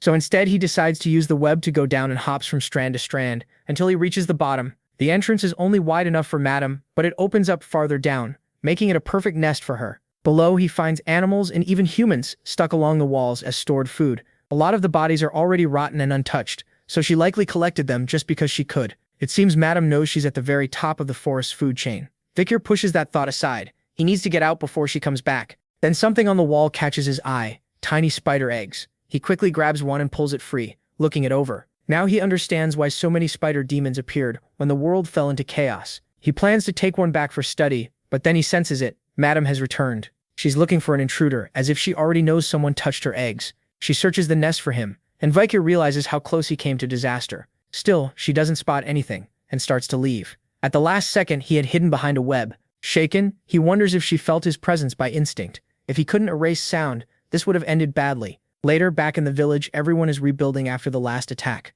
People keep talking about Vikir, who shut himself inside his shelter for days, clearly working on something. That also means he's barely seen Ayan lately. Right now, she stands outside his cabin, worried. Her mother told her he was asking about the web lady, so she warns him that no warrior can beat that monster, and asks if he's really planning to fight her. Even her little wolf lost a leg just from touching the poison. She's scared she might lose him too. Before tears can fall, Vikir calls her inside. He says he needs to show her something. When she steps in, she finds him surrounded by notes, studying like a scientist. She asks what all this is, and he says they're records about Madam gathered from the forest tribes. He's been studying her web strength and skin toughness, and even stole one of her eggs from the cave. The second Asian hears he entered the giant spider's lair. She gets even more anxious. She's sure now that he really means to fight Madam, and offers to help, but Vikir tells her she's still hurt, and would only slow him down. He also says he'll be leaving the forest soon because there's something he must do. A little down, Ayon admits she already knew that. Then MC says something she doesn't expect. Once he's done with everything, he wants to come back here. But before that, he has to protect the place he wants to return to. As Aowen looks over the wall covered in sketches, Vikur says he already knows how to kill Madam. He won't let what happened to Bakira happen to anyone else. Even then, Aowen stays serious and says calling it a hunt is way too bold. Still, he's always been the kind of person who faces impossible problems and somehow turns them around. So she decides to trust him, hoping that this time he'll pull off another miracle. Later that night, in heavy rain, Vikur faces a giant lizard. It slashes at him with its claws, but the Beelzebub on his arm blocks the hit with ease. Vikur seems set on beating it, and the reason soon becomes clear. The wound made by Beelzebub heals right away thanks to the creature's power. Vikur says this is the last piece he needs to hunt Madam. With a faint smile, he plans to steal the salamander's ability. Back in the village, Ahun looks exhausted after finishing some work. He stands with 2 other villagers in front of a house they just built. They're impressed by Ahun's skill, and he says the place is for Bakura, since they're basically like brothers now. But the other 2 laugh because Ahun used to hate Bakura the most. Even so, the village recovered fast, and a lot of that is thanks to him. So the 3 decide to tell Bakura they built the house together for him. When they get there though, he's not home. Ahun is disappointed. He wanted to see Bakura's reaction. The others joke it probably wouldn't have been that dramatic anyway. Asayan is there too, and as she looks up at the sky, she realizes this is the day Bakura's one-on-one fight with Madam. She prays the great warrior blesses his battle against that disaster. Soon he stands on top of a mountain, looking up. Rain is coming, and he says the heavens are already mourning the spider's death. She's likely asleep now, which makes this the best time to strike. He's prepared for dozens of things that could go wrong and already planned how to answer each one. Now it's time to begin. Vikur jumps into the spider's lair. Deep below, Madam waits with poison dripping from her mouth, her face terrifying enough to scare anyone. Like a true spider, she sleeps upside down from a web. That sleep ends now because Vikur rushes in with Beelzebub and cuts off one of her legs with the 6th Baskerville technique. Madam wakes at once, sees the missing leg, and flies into a rage. The protagonist remembers Adonai's record. The severed leg splits into 2, just like before. Using that new doubled limb, Madam strikes at him, but he dodges and stays locked on his plan, hitting her again and again, from every direction like lightning filling the cave. Madam can barely do anything but take the hits. To stop him, she spits venom, but he avoids it all with quick movements. Then one splash on the wall sends a stray drop onto his arm, and the poison spreads instantly. But Vikir already planned for that too. He cuts away the poisoned flesh and restores it with the salamander's healing power. Seeing a human regenerate shocks Madam, while MC coolly says the game just changed. They rush each other again. Vikir keeps landing brutal blows while barely slipping past her attacks. Little by little, he breaks through her hard skin. Then during one small mistake, he gets clipped and nearly loses balance from the pain, falling onto one of her legs. The damaged spot is his leg, and it's already starting to heal. Before the recovery is even done, he jumps back at Madam and slashes at her legs again, almost like payback. Realizing she's losing ground, Madam lets out a savage scream, and Vikir can tell things may get dangerous. Hours go by, the protagonist is exhausted, still regenerating injuries from earlier hits. He's lost track of how many times he's had to heal, and it's draining his strength fast. Meanwhile, that monster keeps doubling her legs like it costs her nothing.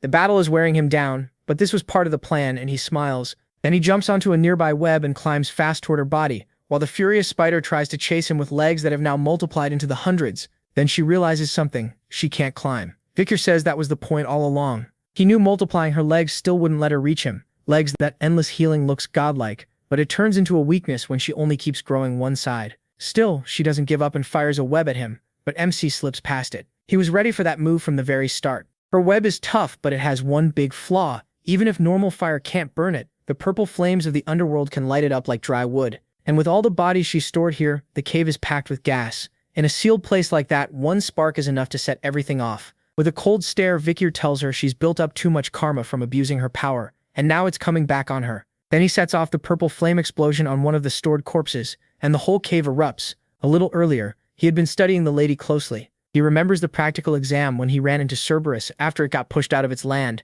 That made him realize the tribe had only been hunting near the mountains because the lady kept expanding her territory. From that, he figured out her real plan. She was using the tribe to drive away demonic beasts like Cerberus. That way, infernal fire, her worst weakness, would stay far from her. Keeping her weakness so close was reckless. And with a precise strike plus the skill he gained back then, he turns the cave into total ruin. All the spider can do is watch the blast form inside her own nest. Stunned, hellfire swallows her, along with the souls of the monsters she had kept there. Sometime later, Vikir has already made it out of the mountain. Once he learned infernal fire was her weakness, all he had to do was trap her inside. With all those copied legs, she couldn't climb the mountain, and the flames kept her from using her web. At that point, she was done. No matter how strong she was, anything that needs lungs can't live through that. Now Vikir van Baskerville just has to wait for her to die and claim the skill. But of course it won't be that simple. A huge quake hits, and he wonders what just happened. Then the whole mountain starts shaking.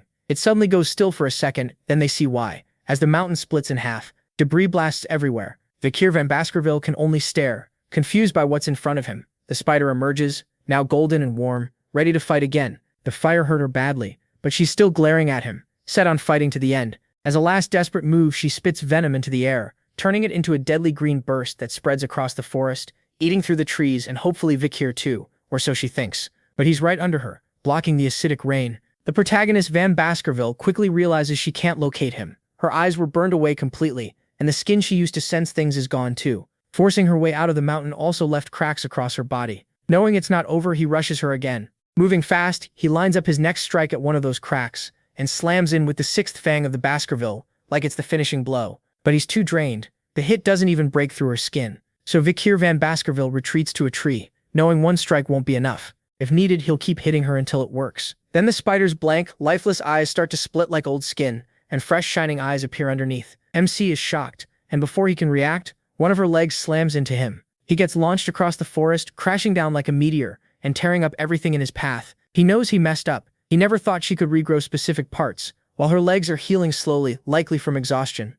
Broken and unable to even stand, he can only feel that monster getting closer. He tries to rise and keep fighting, but then someone appears and asks why he's wasting time on this monster instead of leaving the forest and finishing his real goal. He was brought back to take revenge on Hugo, not fight pointless beasts. Then we see who's saying it. It's Vikir himself, the one from before reincarnation, scarred and full of hate. That version says he's grown soft and dull since coming to the forest, and he needs to remember his hatred for Hugo, the same hatred he felt at the very end. We get more of Vikir van Baskerville's past. Back then, he existed only to carry out his master's orders, no matter the cost. That life was chosen for him from birth, and it stayed that way until the day everything changed. The moment his master betrayed him, he finally saw the truth. His whole life had been wasted on a man drunk on power. That's why he wanted Hugo to feel that same despair. But the Happy of now changed all of it. It should have been simple. Kill his master and bring down the clan. That was supposed to be his only reason to exist. But hearing this makes him question what he really lives for. He wonders if in his past life, he ever once defied Hugo's will.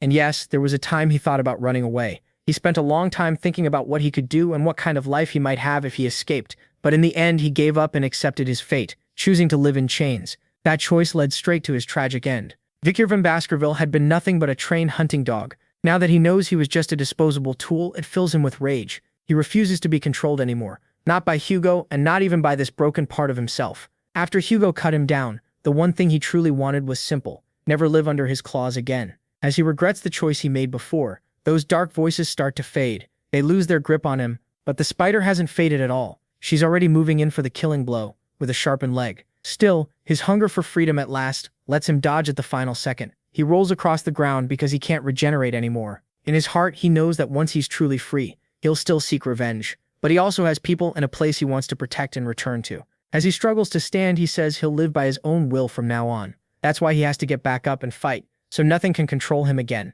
Then a figure with pointed ears appears and an arrow strikes the lady's leg, stopping her attack on Vikir van Baskerville. 2 more arrows follow and wound her even more. The help catches him off guard. Looking past the monster, he sees several people gathered on the mountain, firing from above. Leading them are Fian and her powerful mother. They shout that they came to fight beside Vikir van Baskerville. And it's not just them, but the whole Balak tribe. After everything he's done, they all want to stand with him. So they rush the spider, yelling that they have to protect the hero of the forest. In truth, their arrows are like bug bites to her. They do almost nothing. But that brief opening is enough for him to start regenerating. The protagonist, Van Baskerville, wonders if she really ignored him when he told them not to interfere. Still, Eye and a Soul is the reason he survived, so he moves in to finish this cursed spider. But as expected, he's still too weak to break her. Then the answer is simple: if one blow fails, keep striking. Before he can continue though, the spider starts thrashing her legs everywhere, trying to find him. The tribe panics, thinking she's gone crazy, but Eye and a Soul calms them down. She says the spider's only doing this because Vikir has cornered her, so no one should fall back. Watching from farther away is the tribe leader, still worn out and hurt from her last fight. For years she saw the lady as a disaster, never something that could actually be killed. But this small warrior who came from nowhere and joined the tribe shattered that fear by taking on the monster alone. So as leader of the clan, she decides to act despite her wounds. She gathers mana, knowing she has to open a path for him. Then she fires from the top of the mountain. The shot slams hard into the madam, locking her up from the impact. Vikir doesn't waste the chance. He closes in, his eyes glowing red, and charges like lightning for one last attack. It lands cleanly on the madam, making her scream in pain. To end it, He uses the first technique of the Baskerville clan, the deeply piercing fang.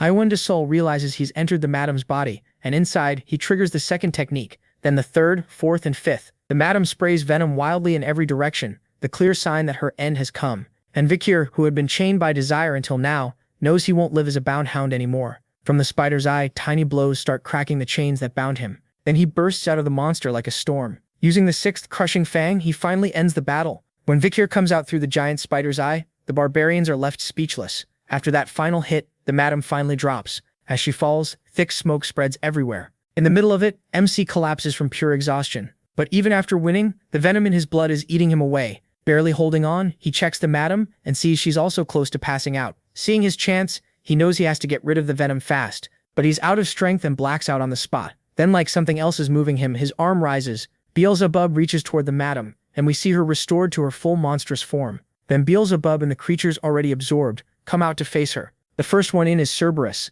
the three-headed dog, locking the madam down with a rush of bites. That gives Beelzebub an opening to close in with her pincers and absorb the madam's power. From far away, Vikir hears someone warning that the area is full of venom. He opens his eyes to Ahin yelling at him not to die, then shuts them again while lying there, surrounded by the tribe. He calls Ahin's name, says he's fine, and jokes that she should lower her voice so he can rest. Hearing him joke in that condition, Ahin finally breaks down. She cries out, calls him an idiot, and tells him never to do that again. Beelzebub on his arm looks very pleased. That's when we learn the 8 legs madam's deadly venom has been added to the glutton. Sometime later, the whole tribe is sprawled out drunk and worn out on the ground. Meanwhile, the leaders of another tribe sit together and calmly share a drink. Vikir looks pretty tired, and says the festival has lasted 3 weeks because these people seriously love to party. Nearby, a big white wolf looks thrilled. It's Bakalaga, now down to 3 legs, but still happy to see him. Even after losing 1 leg, she found another wolf to lean on, and now she just needs rest. Vikir then studies his hand with a suspicious look because after fighting the madam, not even fully killing her by himself, he managed to use his clan's 7th technique. He isn't sure if that came from beating her or from everything he learned in battle. Even so, Hugo's version of the 7th technique is still far beyond his own. Still, he's much stronger than before, and everything he came here to do is finished. Now it's time to return to the Baskerville clan and get his revenge. But as he says that, it becomes clear someone is watching him. Soon, a few hours pass and Vikir changes into normal clothes to leave. He thanks the patriarch for letting him go, but she scolds him. She was never going to stop him. To her, he'll always be family, and distance won't change that. She reminds him that wherever he goes, he should never forget he's a Balak. As he thanks her, Vikir looks around, wondering if Avian will come too. But since she already hates the thought of him leaving, he just turns and says goodbye to everyone. It's clear how different things are now. Once he was treated like a lowly slave. Now the whole tribe loves him and wishes him luck. Even Ahun, his old enemy, calls him brother and hopes he comes back soon. With that, the tribe finishes sending off the hero who saved them. The protagonist seems at peace as he heads on. Then something makes him stop. Actually, someone, the wild waifu. She's waiting for him, holding something suspicious in her hands, and asks if he's really leaving already. With a serious face, she hands it over and tells him to take it. Vikir seems to know right away what it is. Before he can say anything, she explains that it's Adonai's bow, and she adjusted it so he can use it. So that explains why she'd been gone for days. She was preparing this gift for him. But she isn't done. Next, she puts a small collar around his neck. She says it's because he kept talking about hunting dogs while he was delirious from the venom. Then she tells him he isn't one and no real hunting dog would act the way he does. He's more like a wolf, and a wolf should never wear a chain. As he thanks her, she gives him one last gift, rising onto her tiptoes to reach him. Then using that same chain so no one else can pull him away, she gives him the kiss we've been waiting for. A moment later, they pull apart, and she can't hold back her tears. So she turns to leave, saying she'd heard this is how people in the Empire say goodbye, and that even though he used to be smaller, now he's taller than her. Before going, she tells him to take care. Vikir says he's never heard of that kind of imperial goodbye, then says farewell, adding that he'll see her again. That makes the young woman freeze as she wipes away her tears. After a dramatic flip of her hair, she says she hopes they meet again too. Sometime later, Vikir finally reaches his destination,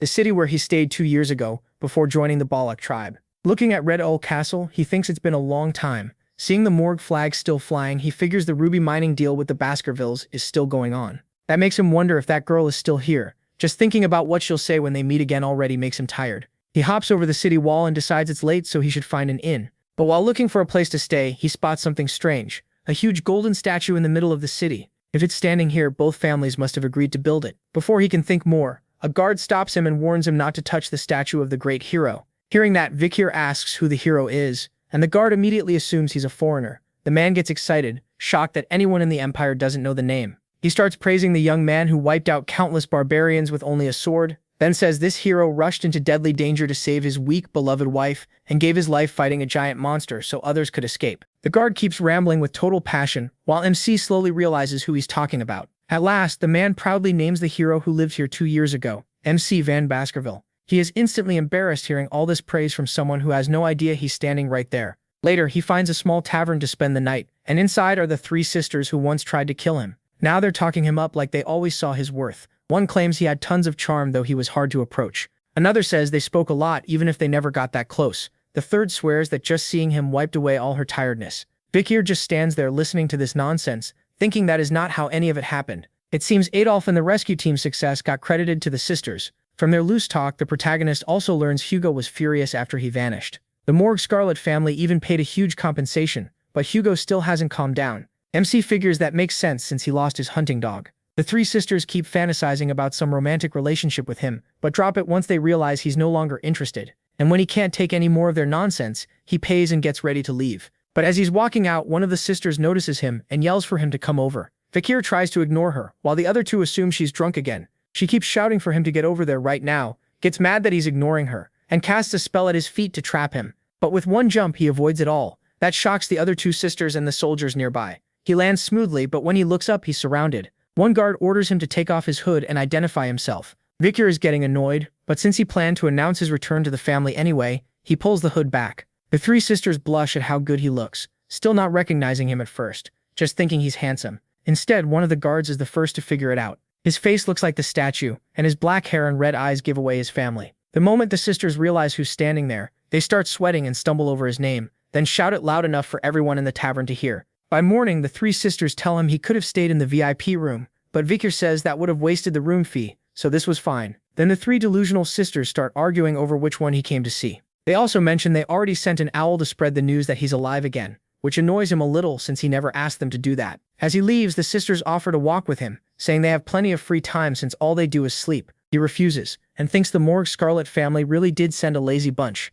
He also wonders why Camus isn't in the city. The middle sister says Camus is in secluded training at the Hall of Darkness, putting all her focus into magic research. That worries him, because before he left, Camus was on terrible terms with the head of the Hall of Darkness. Now he wonders if this is another future he changed. Before going, he asks them to tell her he wants to meet when he gets the chance, then heads to his family's mansion. By then, the owl has already spread the word that the hero of the mountain came back alive. Chihuahua and his little niece burst into tears of happiness. Even the thief he once saved looks glad to hear it. The news hits everyone in different ways. Then a man rushes in, shouting for the Baskerville Patriarch. He announces that Vikir has returned alive, shocking the butler and the elder, whose long white hair and annoyed face make it clear he wants to know if it's true. Meanwhile, the protagonist shuts his eyes for a moment, then opens them ready to face his family and move one step closer to revenge. A little later, Secretary Chihuahua is just happy Vikir used the door this time, while MC leans on it and asks him to forget their last disastrous meeting. But he quickly asks why so many people are outside. Turns out his fan club is waiting for him, and the news of his return has spread across the empire.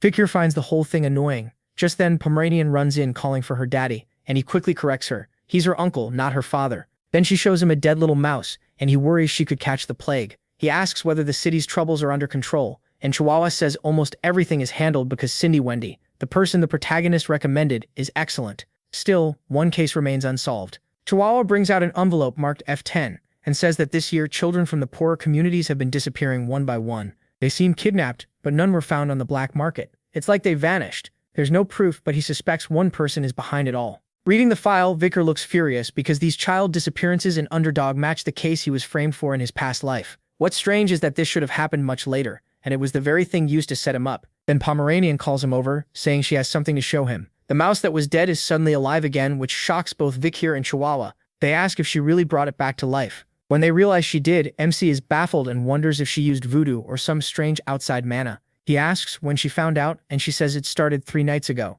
In truth, she just copied what the tribe people did, making him realize someone from the Lococo tribe must have found her. At only 5 years old, she already shows more talent than Baskerville and Morgue Scarlet children, who start learning magic around age 8. A black mage born into a family of swordsmen is sure to drive Hugo crazy, so Vikir decides it's best if they never meet. Right then, a carrier pigeon arrives with a message for Chihuahua, who quickly calls for the vice-consul to see it. The letter is from the Patriarch himself. Soon after, a carriage arrives, and someone steps out calmly. The Patriarch has come to Underdog in person. A few hours later, 2 cups of tea sit on the table. Chihuahua is badly nervous, but the butler stays oddly calm. Vicar and his father silently study each other. At last, Hugo breaks the silence and greets his son. Knowing his father was coming, the protagonist hid Pomeranian in the room and hoped Hugo wouldn't notice. Hugo asks what it was like living with the barbarians, and the protagonist says he stayed with them until he could recover. During that time, he acted friendly so he could learn their culture and find a way out. Hugo asks how he pulled that off, and Vicar says he controlled the barbarians with goods from the empire. To them, things like orbs and wool are precious, and even vegetables and grain are highly valued. Used well, those goods can make it easy to control them. Hugo points out that sounds like trade, not domination. MC answers that they'll still die in the end. In return for those supplies, he plans to demand they hunt down monsters. Hugo realizes the barbarians will die protecting the territory. That answer leaves him impressed, just as expected. Listening to this twisted father-son talk, Chihuahua can't help wondering what a normal family conversation sounds like. The butler seems pleased too. He hasn't seen the patriarch smile like this since the young master vanished. Vizier calmly sips his tea, thinking he doesn't want the Baloks to suffer. From the Baskervilles' point of view, the natives will be dying, but in truth they'll just be moving to where the madam is. So Hugo will believe his revenge on the barbarians is finally happening, while they're actually growing stronger. But then Hugo's tea begins to bubble, and in a surge of anger he declares he won't negotiate with the Lococo tribe. He wants to wipe them out himself. He starts to wonder if Hugo has some deeper history with them, and that gives him one more reason to keep Pomeranian hidden. Realizing he started talking about barbarians the moment he reunited with his son,